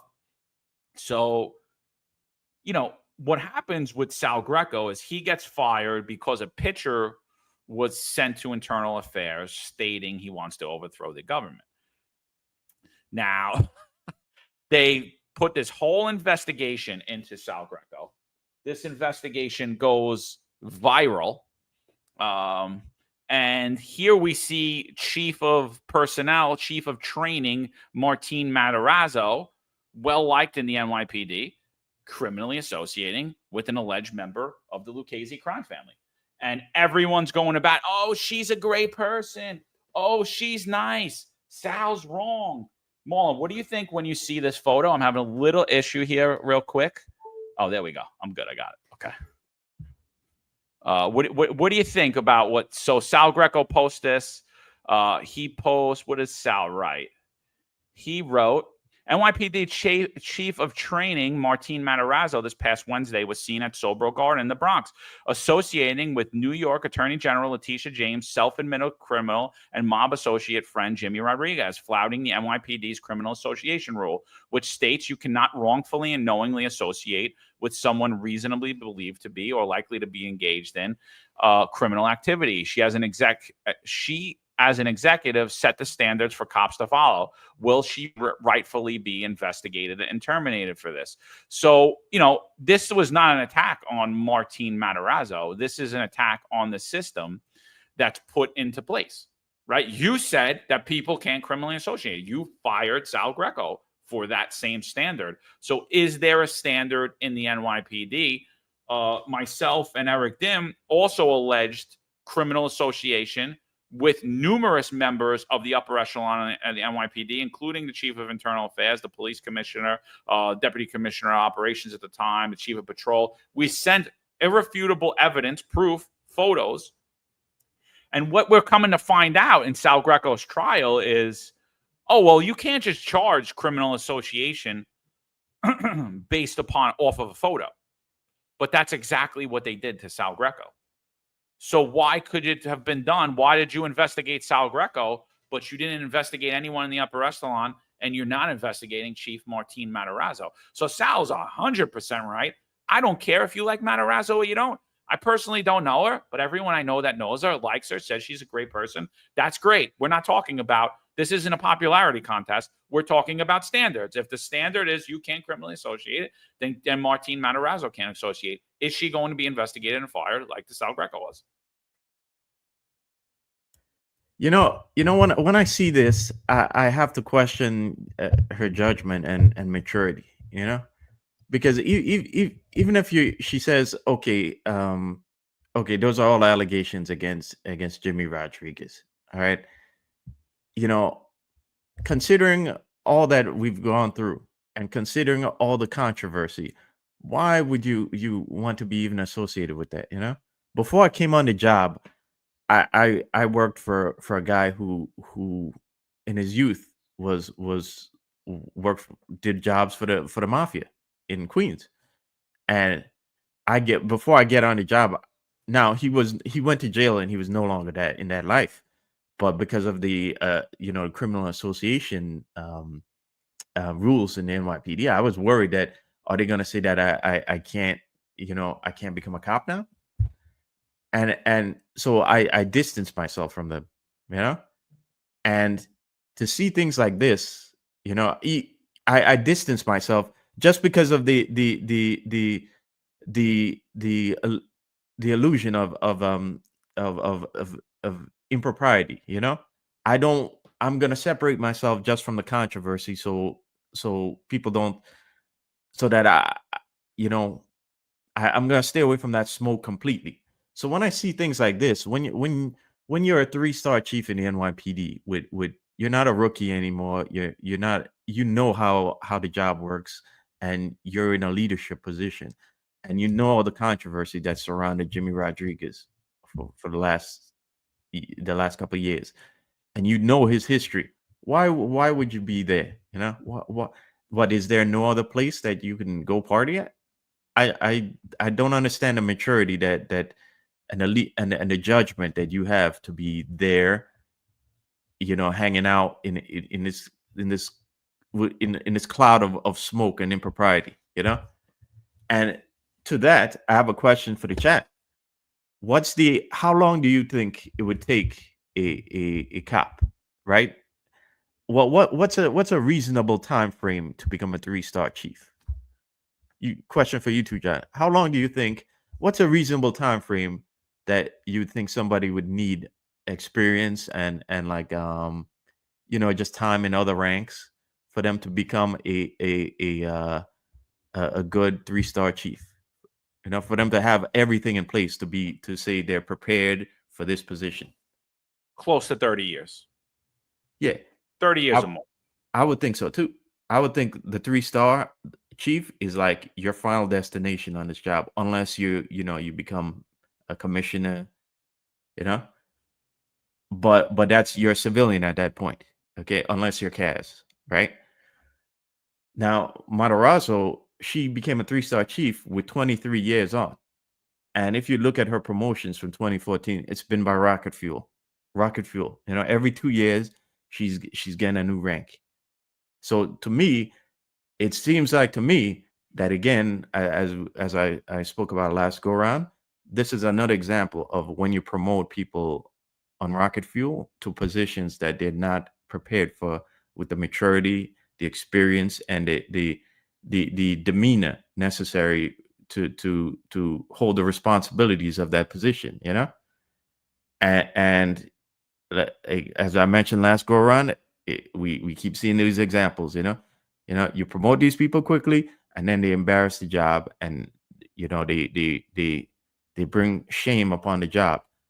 And for a job that it used to be that you get yourself in a paper is not a good look for you and not a good look for your career. But now you can be roped up in all kinds of shady individuals. You could go partying with all kinds of shady individuals and be associated with all kinds of shady business, and it's not a big deal, you know.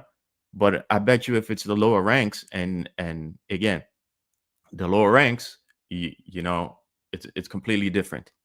So it's something to think about, you know, about these rocket fuel promotions that end up really hurting the job. Yeah, and I see a lot of people saying 20 years. 20 years for a 1-star chief. Yeah, I agree with that.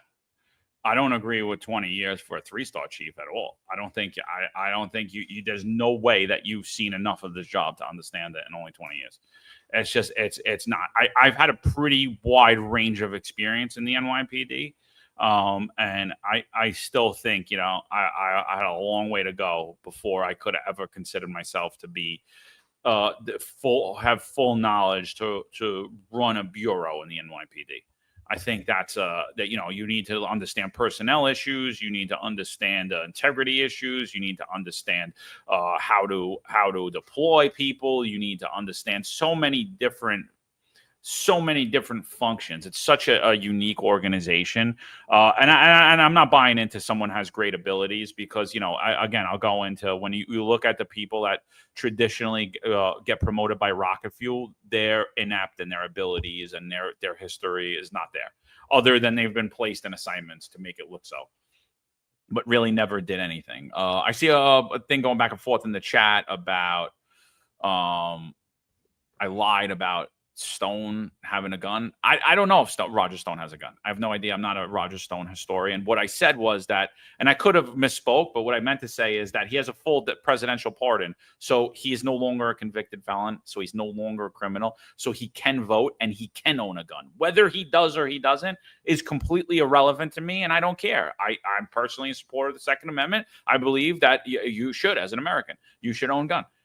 So if he does, he doesn't. If he doesn't, good for him. It really doesn't matter to me. So to sit there and say that I'm lying about something that I don't know anything about, I don't know what you're talking about.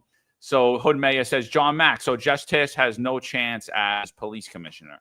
I mean, again, under Eric Adams, I like probably her appointment the best, because she's not she shouldn't be held to, have the carrot and the money dangled over her head because she's a billionaire heiress.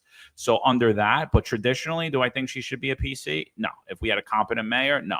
But with him as the mayor, I actually thought it was a good pick, but I've been proven wrong because he's still running the NYPD. So in Marlon, what you're talking about is like, so there's a lot of things here, right?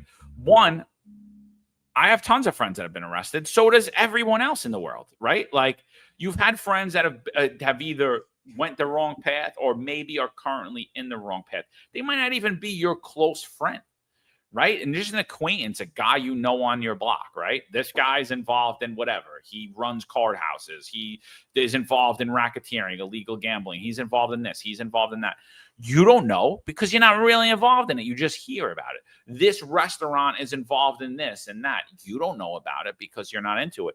But the standard in the NYPD has always been that we're going to hold you completely accountable for criminal association. And traditionally, people don't get fired for it, but there was a push to weed out Trump supporters in the NYPD and to set an example, and they used Sal Greco to do that. And it's horrible. So what Sal did by showing what's happening here is he's showing the exact hypocrisy. Am I going to sit there and say because Jimmy was arrested or because he's alleged to have been a mob associate on some podcast that nobody should ever associate with him? Me personally, no, I think that's ridiculous. But when I look at why Sal Greco was fired, then yes, absolutely. Right? Then absolutely. So what am I telling you? I'm telling you that the charge of criminal association, which they changed after Sal started pointing this stuff out, and after myself and Eric dropped an internal affairs log about it, they changed the definition of criminal association. It's like, well, it hasn't committed crime in a while. You know, they put some like disclaimer in there, which it doesn't matter because they're still violating it. Even after that charge is used completely arbitrarily, and only certain members of the NYPD are held accountable to it. And that is wrong. Sal Greco should be reinstated and compensated. Yeah, I agree 100%. You know, if you're in a leadership position and you're gonna go tell young impressionable rookies, especially impressionable civilians in the academy attempting to become police officers, and you're gonna tell them the standards of behavior that is expected of them in the NYPD, and the standards of criminal association that's expected of them. I'm sorry, but I don't expect you to be on a video dancing with Jimmy Rodriguez, you know? In fact, knowing by the way that he's going to post it to his social media, knowing that Sal's going to grab it, knowing that he's going to post it. Yeah. I mean, and all that's going to come true, right? Like she knew all that stuff. But like in Sal's deposition, they're telling him, well, you can't convict somebody based off of a photo and you can't investigate them based off of a photo. So he's like, so then why'd you do it to me? And they have no answer. Yeah. I mean, that's not there's a million other places where you could go and have fun too. Okay. But you're in a leadership position and you're being paid the big bucks now. Okay. You're being paid the big boy dollars to be a leader. Okay. And to tell these young cops how they're expected to behave. So I expected you to upheld the standard, you know, to be 10 times above that, you know, and that behavior to me is not, it just doesn't sit right as a 3-star chief, you know. I think there's a reason why, like, when you go to these like a retirement party or like a Christmas party in the job, like the leaders I've noticed, the guys who are leaders on the job, to me they always left early, right? They left early. They were never that guy you see. They even at the party they maintain a certain decorum, you know, and it's because they knew that they're leaders, okay, and people they're expecting a certain decorum from them and a certain level of behavior from them, and they upheld that standard regardless of whether it was at a Christmas party or whatever party, okay, and if you're getting paid the big boy dollars, we expect you to be a big boy too, and to upheld those same standards, okay? And if you don't want to, then I'm sorry, you shouldn't have been, you know, go back and you shouldn't be in that position, okay? It's with great power comes great responsibility, okay? So that's the point that we're trying to ultimately convey here. Yeah, absolutely. I mean, it's just a huge double standard, dude. It's like a huge double standard, and I'm with you. You know, even as a sergeant, I wasn't getting out on the dance floor grinding and during Christmas parties and all that. No, I went for an hour. I showed my face. I stayed for the dinner, and then I was out. Bye. Whoosh. I didn't even have a drink. You know, I'm not gonna sit there and like get hammered and then go get in my car and leave. Like, what kind of example is that? And then I'm gonna hold somebody to something different. No, I totally agree with you. Like, that leadership has a certain responsibility. Being a member of the NYPD has a responsibility, right? So I'm not going to go to that establishment where all my friends I grew up with are hanging out. I'm just not going to do it. You know, sorry. I mean, you're not putting me all over Instagram. I'm not going. You're not getting photos of me being around these people. You know, you're just not. It's not going to happen. And look, and that's why you know how many people got arrested and dropped my name. I hadn't talked to the kid in years. I'm like, I don't know who that. I was like, don't worry, do whatever you got to do. I know the kid. I played basketball with him when I was a kid. That's it. Leave it alone. Do whatever you got to do. Don't worry about it. You know, like that's what. You know, that's what being a member of the NYPD should be, and knowing everything that's going on. Like, don't tell me Martine Matarazzo never listened to this podcast. Don't tell me that she doesn't know that Jimmy Rodriguez threatened me. Don't tell me that she doesn't know that there's allegations that he's a member or an associate of the Lucchese crime family. Don't tell me that she doesn't know that there's not allegations that the Yankees wouldn't allow their players to be in his other restaurant, Jimmy's Bronx Cafe. Don't tell me there's not allegations by other people and other rappers and all the other things about all the bad stuff that happened at all his establishments. Don't tell me you didn't know that. And if you didn't know that, guess what? There's no way you should be a 3-star chief in the NYPD because you're not too good at what you do then, right? So if you either know and you don't care, or you don't know and you tell them about your job, and you shouldn't. You just showed basically you're a nepo baby. That's what it is. You didn't deserve to be in the position you're in either. Nice lady, great. It doesn't matter to me. We're not having popularity contests. Everyone comes back, great. Oh, what's wrong with Sal? What's wrong? I was like, what's wrong with Sal? The kid got terminated for the same exact thing. That's all we're saying here. Maybe stop using that charge then. Maybe hire him back now. Now that Eric Adams is associating with Roger Stone. Maybe now and the upper echelon of the NYPD are associated with Roger Stone because they're on the Trump's whatever you want to call it, under his taint. You know, maybe now you hire the kid back and stop using criminal association arbitrarily. Like, that's it. That's all. That's what Sal wants. That's what I want. Sal's 100%. I got his back 100% here. This is 100% wrong. You fired him for it. Everybody else needs to be fired for it. And by the way, IB, you're going to answer for the fact. You are 100% going to answer, whether it's criminally or civilly, you are going to answer to the fact that we allege criminal association and you did this. Oh, I didn't see that part. Oh, I don't know what that was. You're going to answer to that fact. Believe me. We're going to see you. Yeah. Hunter, you know, when the man dropped, I was ready to come back. Okay. I was ready to come back. All the job simply had to do was give me what's due to me. Okay, I was right. Okay, we were right. Okay, the mandate was wrong. The medical experiment did nothing for you if you took it. It did nothing for you except give you questionable products into your bloodstream. Okay, we were right. I am not signing any waiver. I'm not giving up any of my rights to that are due to me. I'm not. It's not happening. And the job could have, and Eric Adams could have ended this like 2 years ago now. Okay, it was just that simple. Okay, and just to go back and answer your question, Patrick Donahue. So keep in mind, I'm an open book here, all right? And I'm an open book.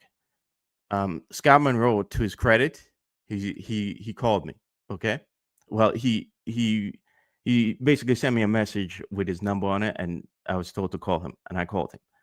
And to his credit, Paul DiGiacomo didn't do any of that. I never spoke to Paul DiGiacomo except for at a union meeting, in passing in the union meetings that I attended before the job got rid of me. Okay. So Scott wanted a meeting. And I told Scott, I'm like, listen, you need to understand here, I just dropped a lawsuit against the city. And I gave the city enough time. My lawsuit was dropped 2 weeks prior to the deadline. So I gave the city enough time to end this nonsense. Okay. So I told Scott, listen, if you're going to talk about the lawsuit, I'm sorry. If you want me to talk about the lawsuit, I'm sorry. You know, I'm not going to do any of that. Okay.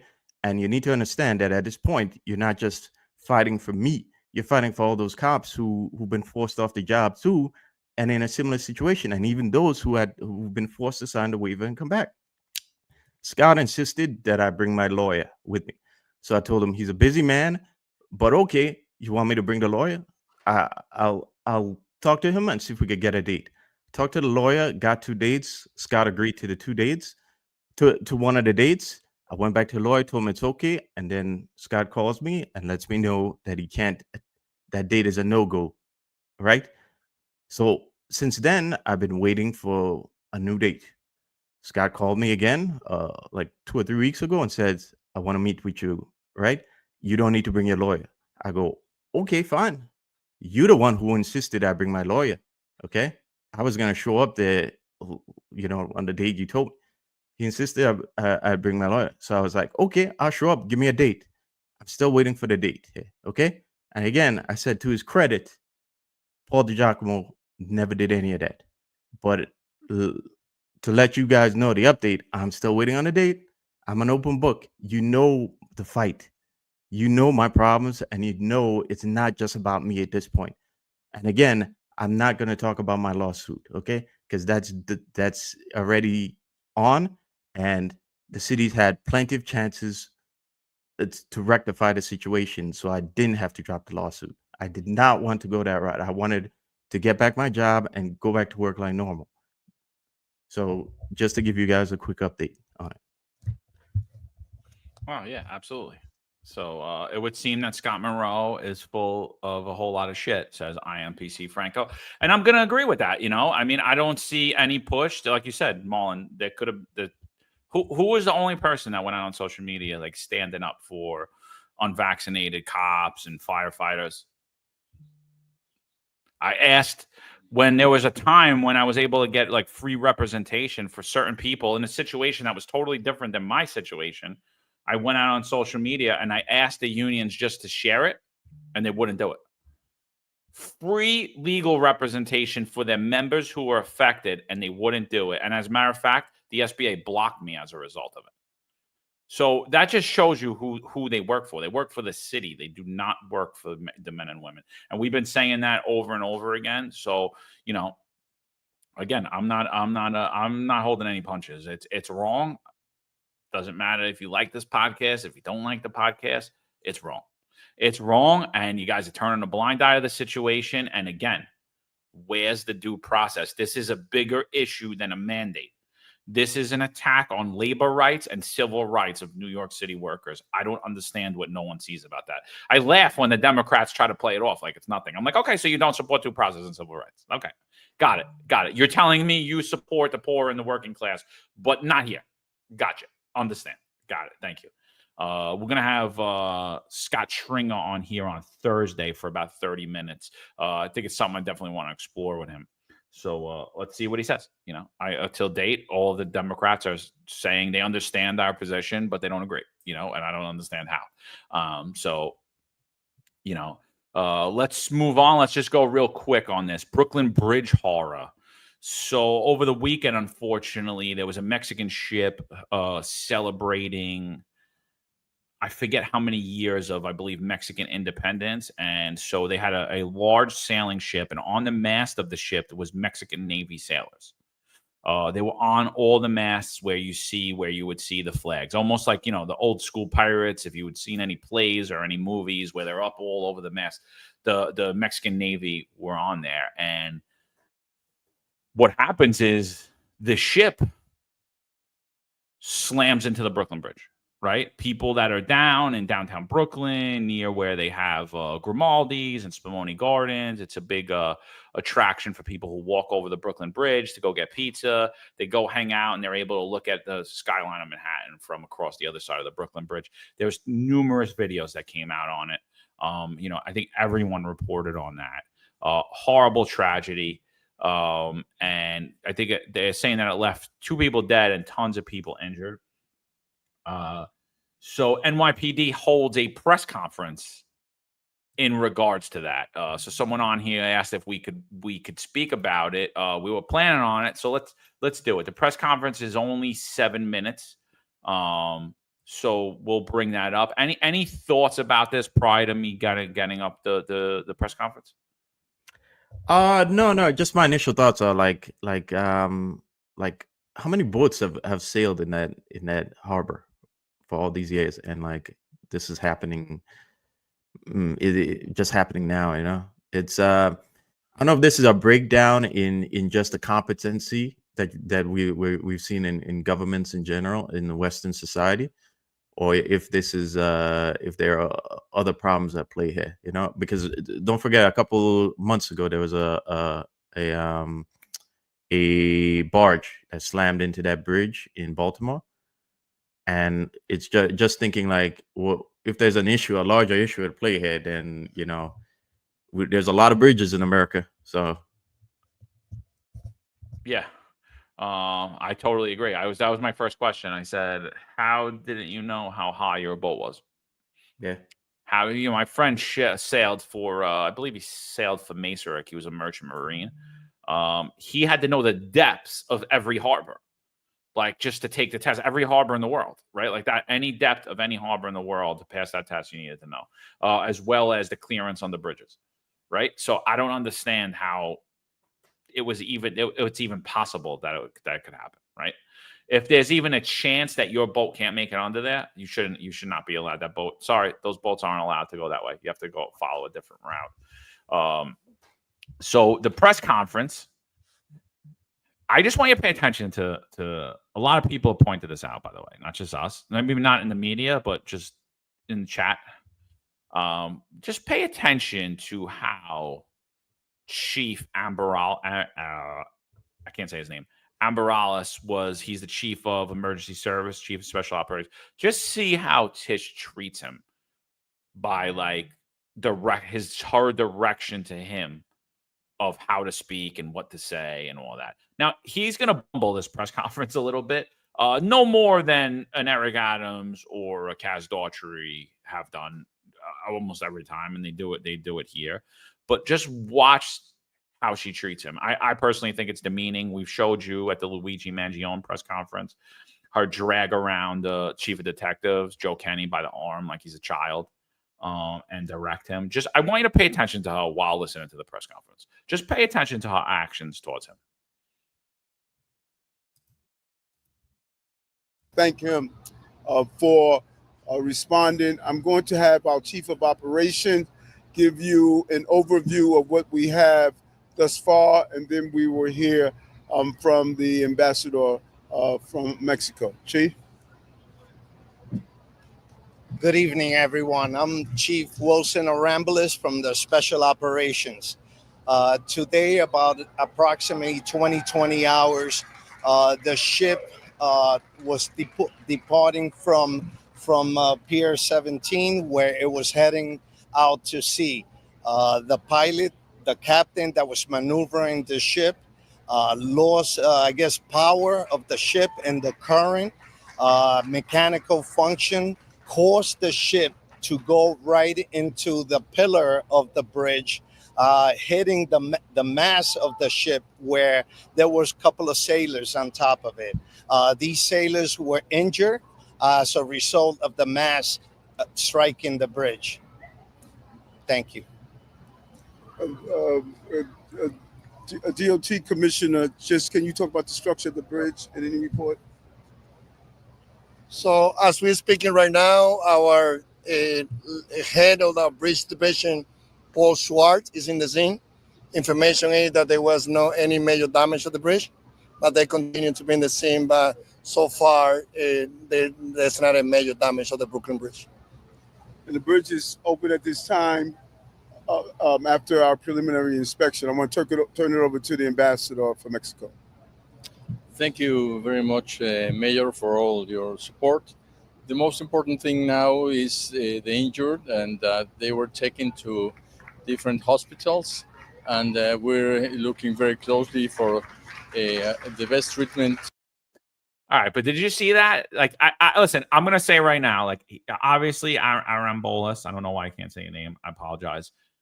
He's not well versed in doing media interviews, right? Like, he's just, and there's nothing wrong with that, right? His job is that's not his job. His job isn't to be a public speaker, right? It's not. So I don't fault anyone that fumbles at press conferences, but he definitely did do a poor job at describing it. I think even the DOT commissioner, where he's sitting there and saying, "Oh yeah, no, the bridge is fine." I would be very hesitant to be saying things like that. I'd be like, everything's under investigation right now. At this time, it appears that Aaron Ballas did not do that. He didn't say at this time it appears that the ship lost power and lost mechanical function. He's stated as a fact. He said, I think, there was a lot of that, but that's not what I was talking about. I'm talking about her dragging him around, to look, to come back, to go back over there, to push it around. Like, what do you think about all of this right now, right here? I think in times past there would be more police commissioners speaking right now. If this was a Ray Kelly administration, it would be a lot more Ray Kelly up there than anybody else, And it's very curious that it's not in this case. But yet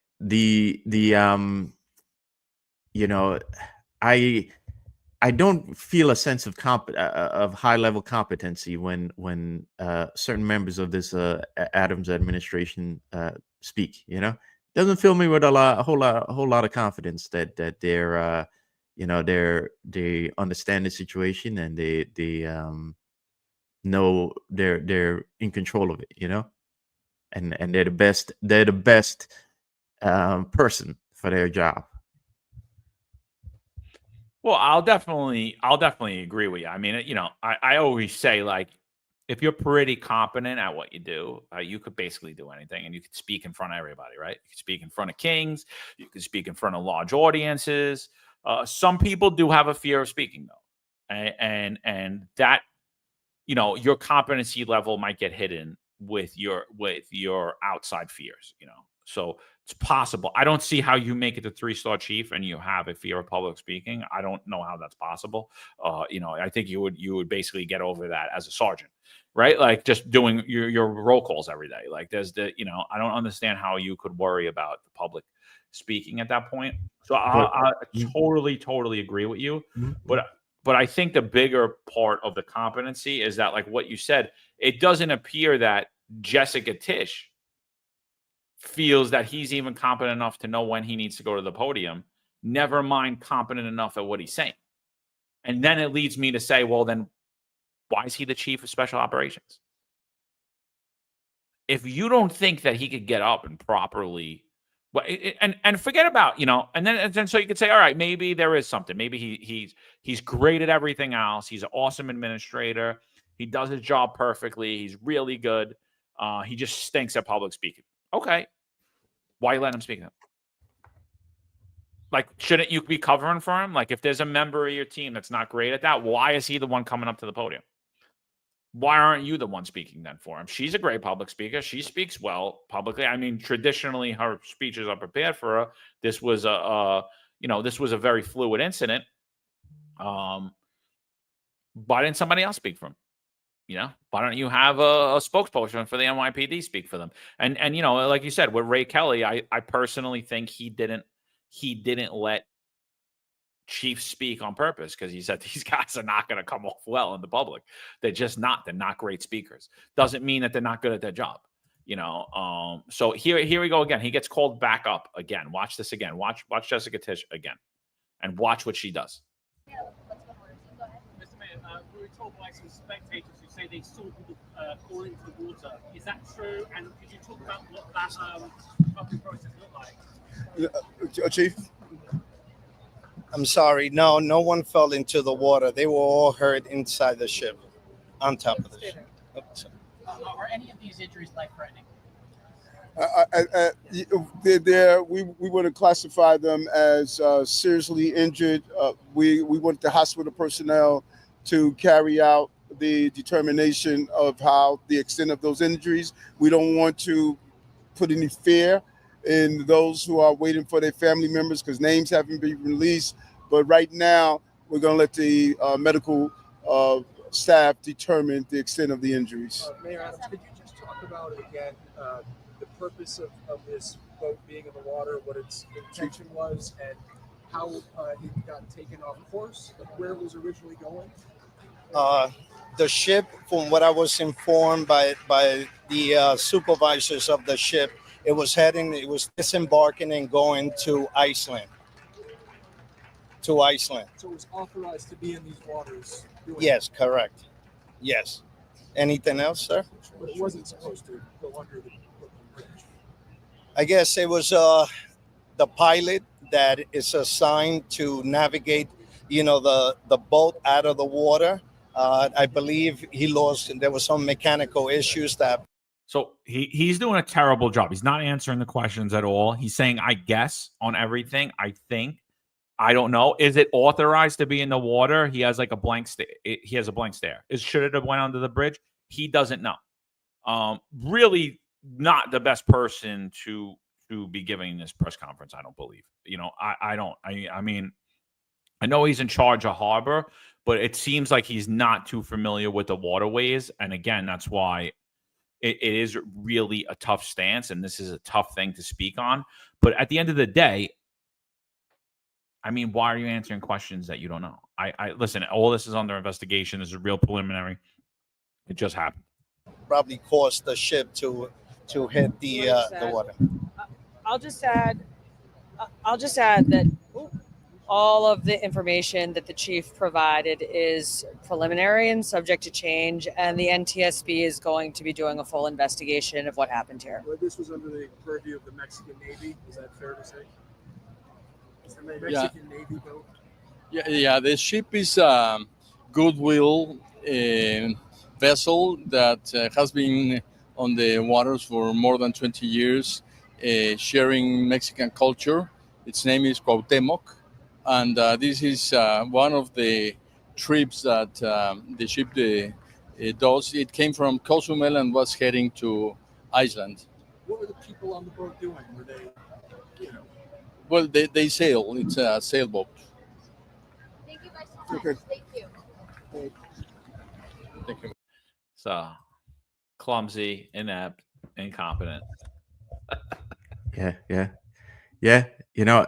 If you reach that position on the job and you're not a good speaker, I get it. I'm not a good public speaker myself. In fact, I never could envision myself being on here on this show as much as I am now, because I was never I was always like a quiet guy, and even coming on in front of cameras, it's a skill that you have to learn, how to speak publicly and like avoid certain certain speech patterns that you get used to, like in my case, like the ums and the likes, and there's a certain skill to this. Okay, John's a natural at this, so I'm not at his level or Eric's. But the point that I'm trying to make is that if you're at that level on the job and you have to get in front of camera, I would think you're spending. I would spend a lot of time getting better at it, and so that when I get in front of the camera, I convey that leadership skill, that I convey that I belong in this position, So I won't excuse any of these guys like for their poor performance, because Kaz, to his credit, is a lot better public speaker than when he first came out. And you can tell the guy has probably worked on it, so he should be given the credit for doing that. So if you're another boss in that high level position, you should be working on it too. Again, if you're getting paid the big boy bucks, I'm sorry, but you're getting paid the big boy bucks. So you're going to be expected to be the big boy, and to you may not be the best orator in the world, but there should be a certain level of competency that exuberates from you, and in this case, that press conference seemed like a mess to me, but total mess, dude. Total mess. Yeah. I'll be honest. After listening to that press conference, I wouldn't even want to drive over the bridge. Is it really structurally sound? How'd you find that out? Like, what was done? And I would have a lot more confidence in people that going up there like, listen, everything's preliminary. We're looking into whether they were authorized to be in the waters, right? Yeah, I guess, yeah. And even the media, like, all right, they're going to Iceland. It's been in the water for 20 years. Did it ever take this route before? Has this boat ever sailed under the Brooklyn Bridge prior? Right. Like, you know, these are like normal questions. And these are questions I don't think the NYPD even asked, right? Because that should have been something that was said right away. Well, you know, this boat has done this trip several times under the Brooklyn Bridge. Like, we don't even know that. Is this the first time that we just decide, hey, you know what, we're going to make a left here. Let's go under the Brooklyn Bridge today. You know, it was a big crowd, nice day out in New York City. Like, there's a lot of questions here. You know, he says, you know, oh, according to them, the power went out. But then, like, if the power went out on the boat, why were the lights on the mast? Is it a different system? Like, there's a lot of unanswered questions there. I don't know what happened. Obviously, something went wrong. Prayers to the people who passed away. Prayers to the people who were injured. And honestly, it could have been a lot worse, dude. It could have been a lot worse. If you look at those videos of those people under the bridge or the people on the bridge, oh my God, dude, it could have been a disastrous, terrible. It should never happen. But like, how are we confident that our elected officials have put the right people in place? Again, has Eric Adams put the right people in place to not only prevent things like this from happening, but to also properly investigate with them when they do, and then put the systems in place to stop this from ever happening again in the future? I don't have that level of confidence in this administration whatsoever. Yeah, I think it was you, John, that first mentioned the competency crisis. And when I see things like this happening, you know, you got to wonder about it, you know, because you're seeing from the ship itself to now the press conference. It's like where it's like it's competency seems to have seems to not be there in the places of government where we normally expected there to be, you know. So. No, I totally agree. Anything else we want to touch on before we run out of here? We got about 11, almost 12,000 people on here. We've been going about 2.5 hours. If anything else you want to touch before we jump, let me know. You know. You know, I'm sure I'm gonna think of it after the podcast. Yeah, there's just so much going on in the city, but yeah, the only thing I could think of is Patrick again, Patrick Donahue again mentioned in the comments. I don't want this to be about me, but just a quick comment, Patrick. You know, I don't trust the plan. I did lots of that in the past. And when I had a conversation with Deputy Surgeon Kufo, and then he threatened me on that conversation, and then the next couple of days, a day or 2 days later, he went to Chief Galati and told him that I was being disrespectful on that phone call, which I wasn't, and it was a lie. And thank God I recorded the conversation. Okay, when he went back to Chief Galati and tried to get me like in trouble, and I trusted the plan. I trusted the union to help me out. I trusted the plan for the union to fight the mandate. I trusted the plan for Trump's election and for the return of Trump, thinking that he's going to bounce it. He's going to force out Eric Adams and put pressure on the city. So I've been doing lots of trusting the plan. Okay. And I'm not doing the trusting the plans anymore. Okay. All right. That time is over. Okay. Be straightforward. I'm not playing no more playing politics and this nonsense. Okay. Again, I give Scott credit for reaching out to me because the Giacomo didn't do any of that. Right. But this isn't just about us. Okay. This is a labor rights issue. Okay. You cannot just, the unions cannot, the city cannot just throw away labor rights when it's convenient for them. It doesn't work that way. Okay. It's not about us. It's about labor rights. And ultimately, labor rights are union. It's a union issue. And that's how it should be approached from the get-go. Yeah, it's definitely not a personal issue like the unions have painted it. 100%. I totally agree with it. People are saying recording people's illegal. You don't know the law in New York State. New York's a one-party state. Only one party needs to know that they're recording. So if you decide to record somebody in New York, you're covered because you're that one party. It's a one-party state. Other states aren't like that. In New York State, you can record anybody at any time.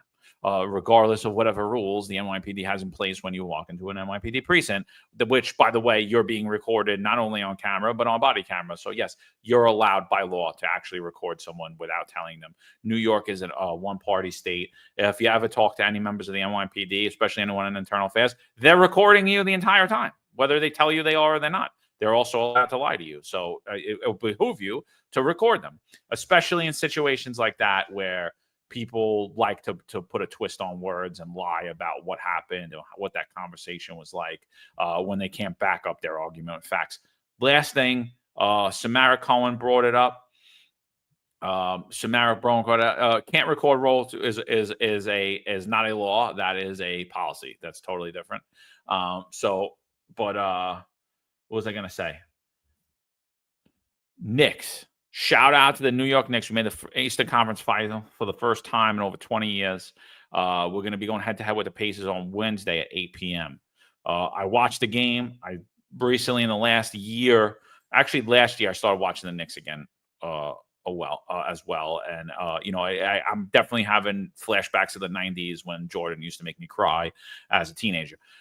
So I'm definitely there, and Reggie Miller, who I couldn't stand either. So I'm definitely getting there. But one point about the Knicks game I think we need to highlight. Do you think that this would have happened in the past? This is immediately following the Knicks game. This is coming out from Oila Scudacast of Freedom News TV. Look what happens on 8th Avenue and Madison Square Garden. Now, listen, I'm excited. I'm happy. I know there's a lot of young kids out there. It's a joyous time. People are celebrating. But we can't be taking over streets and traffic the same way that when we're exercising our First Amendment rights to protest whatever we are.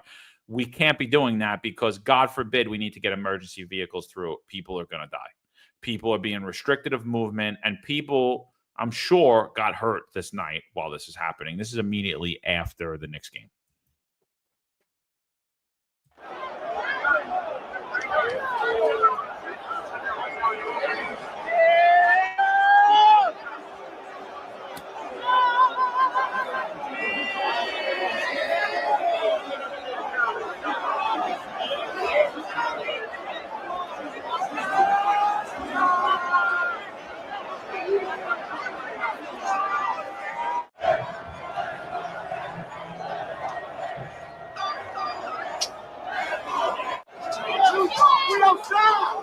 New York, we outside!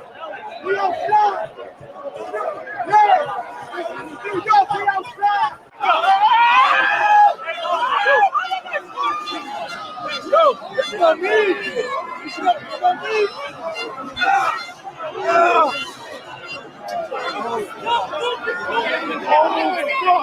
Oh, fuck!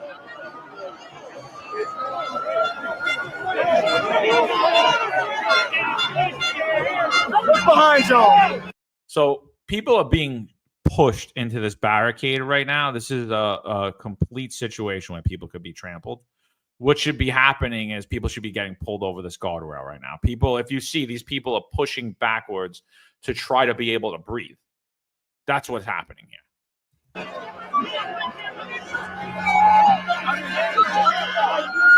up!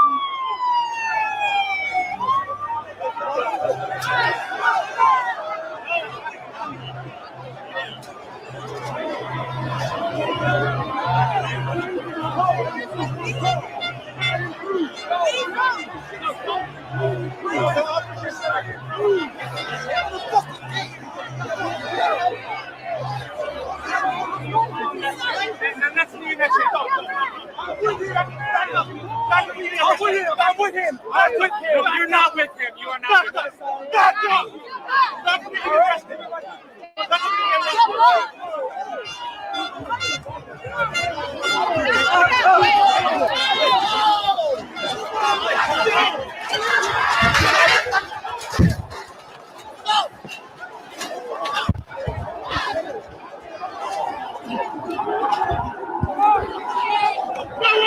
Wake up.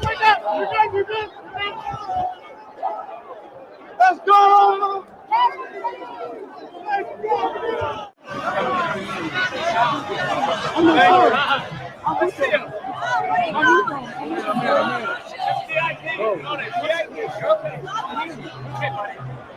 You see how dangerous this is? The parent was like, please take my son. They're going to get trampled here. The cameraman also get trampled. Marlon, should we have expected this? Does this appear to be properly staffed to you, that there was a proper plan being put in place so that something like this couldn't have happened? Yeah, doesn't appear like that to me. I seriously hope that someone's looking at this footage and are making plans if the Knicks go to the finals or if the Knicks win the championship, because as we've seen what happens after championships in places like Philly, LA, you know, we don't want cars burning and riotous behavior on the streets. You know, they need to either, if there's a breakdown somewhere in the planning, they need to quickly rectify that, because the first game of the conference finals is today, so that means in like a week or two they might be on to the finals. Yeah, Chief Rob Lukash says only happens when every other city wins a championship. But you know, I think honestly, in years past, I think there would not have been a riot in New York City under this leadership. It's obvious that it's going to happen, because if they win, there's going to be insanity, and unless they redirect from their plan that they've been doing, because Knicks fans have been like this even during the regular season. I mean, if you guys don't watch, who's the Instagram handle?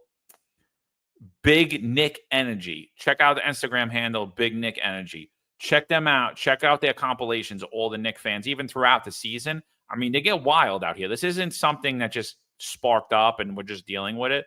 This should have been planned already, you know, and this needs to be the plan going forward throughout all the games in the conference finals and then into the championship. I think honestly, it's completely a complete breakdown, and like you said, it is a competency crisis, and you see how dangerous these situations are and how easily someone could lose their life.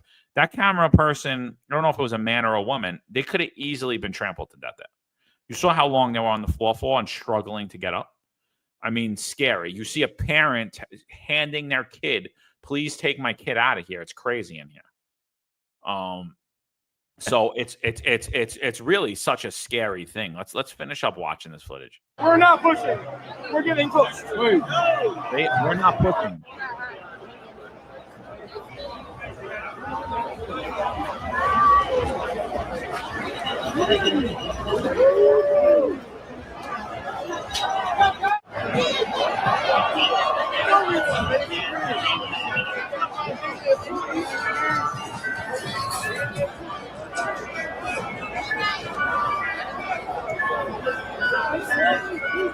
Yeah, all these people. Sorry, it's my city.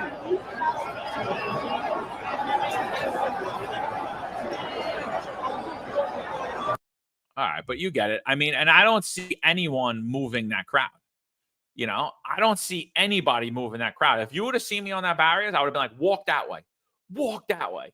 And I would have had people funneling people out to get them out of there. What they're causing is they're causing tension, and it's going to build. You heard what the kid was saying. I'm not pushing. I'm being pushed, but yet they yelled at the person to stop pushing.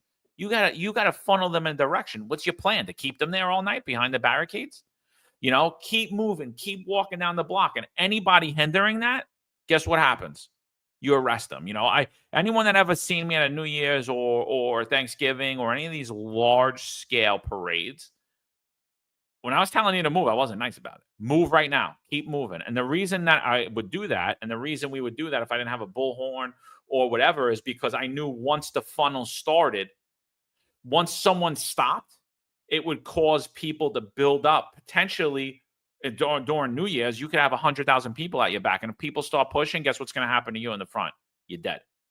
You're dead. And so keep moving, keep moving, keep moving, keep moving, keep moving, and have a plan on where they're going to go. And I'm watching this right now, and I'm telling you right now, there was no plan. There was no plan for how to remove those people, how to get them off the street, where they were going to go, where they were going to funnel and disperse the crowds. And honestly, it's a disgrace.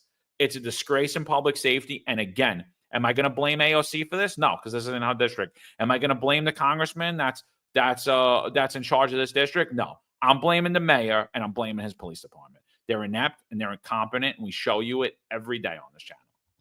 Yeah, lots of shades of Union Square here, you know, unprepared for an event that, you know, was getting out of hand when, you know, all those people started showing up to begin with, and yet there was no moves made to you know, to prevent the situation from getting out of hand and to staff it with adequate manpower. But we know you're watching this 1PP. You guys better get ahead of this and either have some press conference or let the public know that if the riotous behavior will not be tolerated. You better get ahead of this because, like we said, the finals is coming fast, and in a week or two, we could be in a championship situation, you know, and even more so, you know, if this happens here, can you imagine what's going to happen in certain parts of the outer boroughs of the city? So you better get ahead of this and let the public know that these acts won't be tolerated, because I'm willing to bet you're going to see opportunists who when celebration is happening, they're going to take this time to possibly loot and turn this into a full-blown riot. Okay, so if you don't get ahead of this now, and you don't plan, and you don't have the adequate staffing necessary, this is not going to be a pretty sight, not going to be a pretty picture when and if the Knicks say win a championship. Remember, the last time the Knicks won a championship was in the 1972. So it's going to be a lot of people. I've never seen one. I want to see one. Mm-hmm. I want to see a Knicks championship, but I want to see it done safely. I don't want to see anyone die as a result of them winning the championship. One of their fans who were just out there having a good time. Samara Cohen's in 1973. You know. Yeah. So there's going to be a lot of people on the streets, a lot of people, and there's going to be expected to be opportunists who seize the moment to take advantage of the situation. Yeah, no, I totally agree with you. But again, how much does the overtime play into this? I just heard the other day, Mobile Field Force, they're actually to patrol. They're giving them their overtime slips. Here's your overtime slip at the end, filled out, time filled out, everything. How much has the overtime caused this problem that we're seeing here? The lack of people working, the lack of manpower.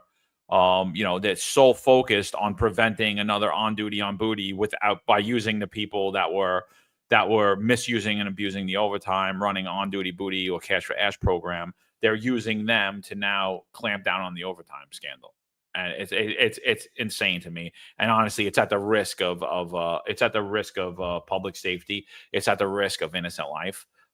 It's scary to watch, and honestly, it shouldn't be. You know, Adam said that. Oh, you know, I'll spend as much money to keep people safe. I don't care about the NYPD's overtime. Really? So then why are you clamping down on it so much? Why are you not properly staffing events then? Why for your entire thing were you saying you're going to have one person on a train, one person on an NYPD platform? You were going to diminish the amount of people that were going to respond to protests and be at these parades. You said that, bro. Nobody on here said that. You said that, and that's exactly what's happening. So again, campaign promises kept, campaign promises made, campaign promises kept.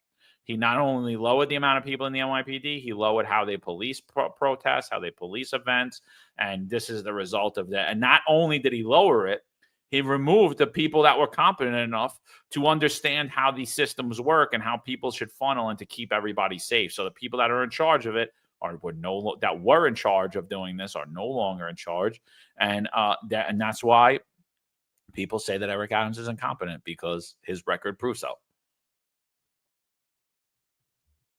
I agree 100%.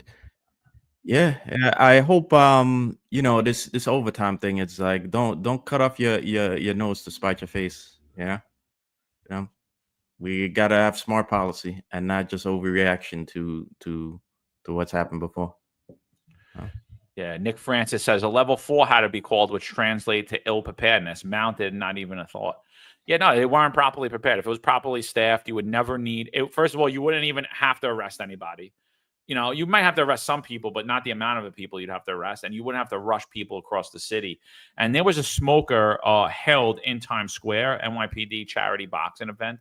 I was supposed to do another one before I got forced out of my career. But this one they had in Times Square. I would have loved to have been there. So they had that in Times Square, and a level 4 was called.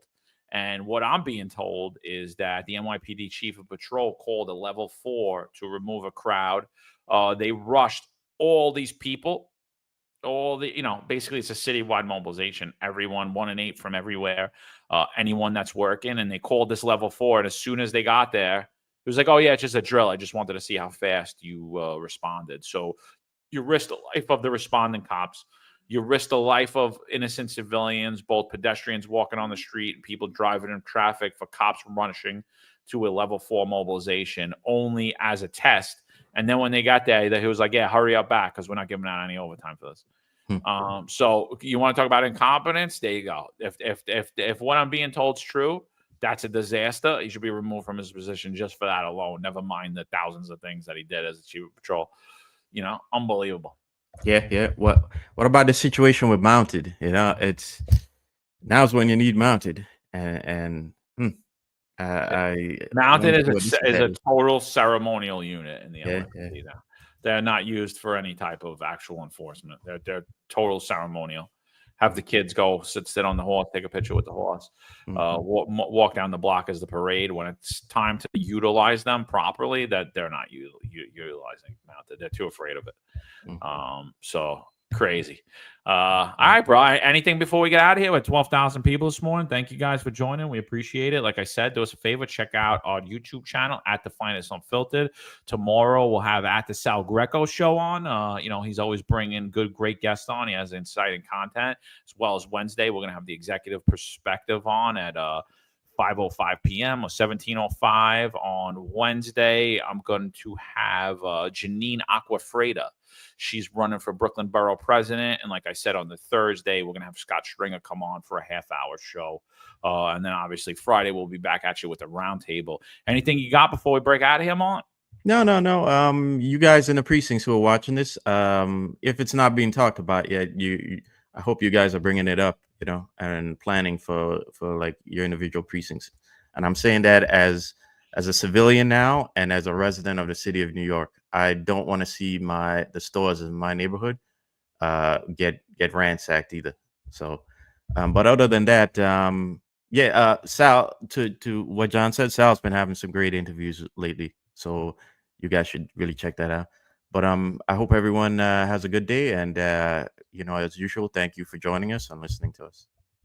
Absolutely. Listen, I know there's a lot of retired guys. There's a lot of other people that want to get on the podcast. I see you, Mikey G. 100% want to get everybody on the podcast. We obviously went down a few days a week, and with the elections looming, we're allowing all the candidates to come on who want to come on to voice their opinion. We'll lighten that up by the end of June. With having the candidates, and we'll go back to the retired guys and the guys in the law enforcement sphere, writing books, whoever's has things. So we'll bring that back on, and obviously we're waiting for Eric to get back too. So once he gets back, we'll definitely do more of that. We'll try to get you scheduled. We usually don't schedule past a month out because it's not even plausible that we'll be able to hold it, because life's quick, comes at you fast. So but we're we got a lot of people we want to get on here, and we are going to go back to our main focus, which is bringing on the people that matter, the men and women in the NYPD who are retired, who want to voice their opinion, tell people about their careers, and give us their view of the world. So we're definitely going to get on that. We just want to get past this these June primaries first, and then we'll start to schedule all year. So yeah, shout out for everybody that's joining. We appreciate all you guys, and like I said, we'll be back at you. Check out the Sal Greco show tomorrow, 13:05, 1:05 p.m. Eastern time. All right, Finest Unfiltered. We'll be back at you. There's a handful of retired officers that don't live in the state that have a lot to say about the dream team, as I like to call it. All of a sudden, they retire and have a master plan on how to fight crime, but nothing to contribute when they were here. They want to come back and be part of the dream team. What can I say?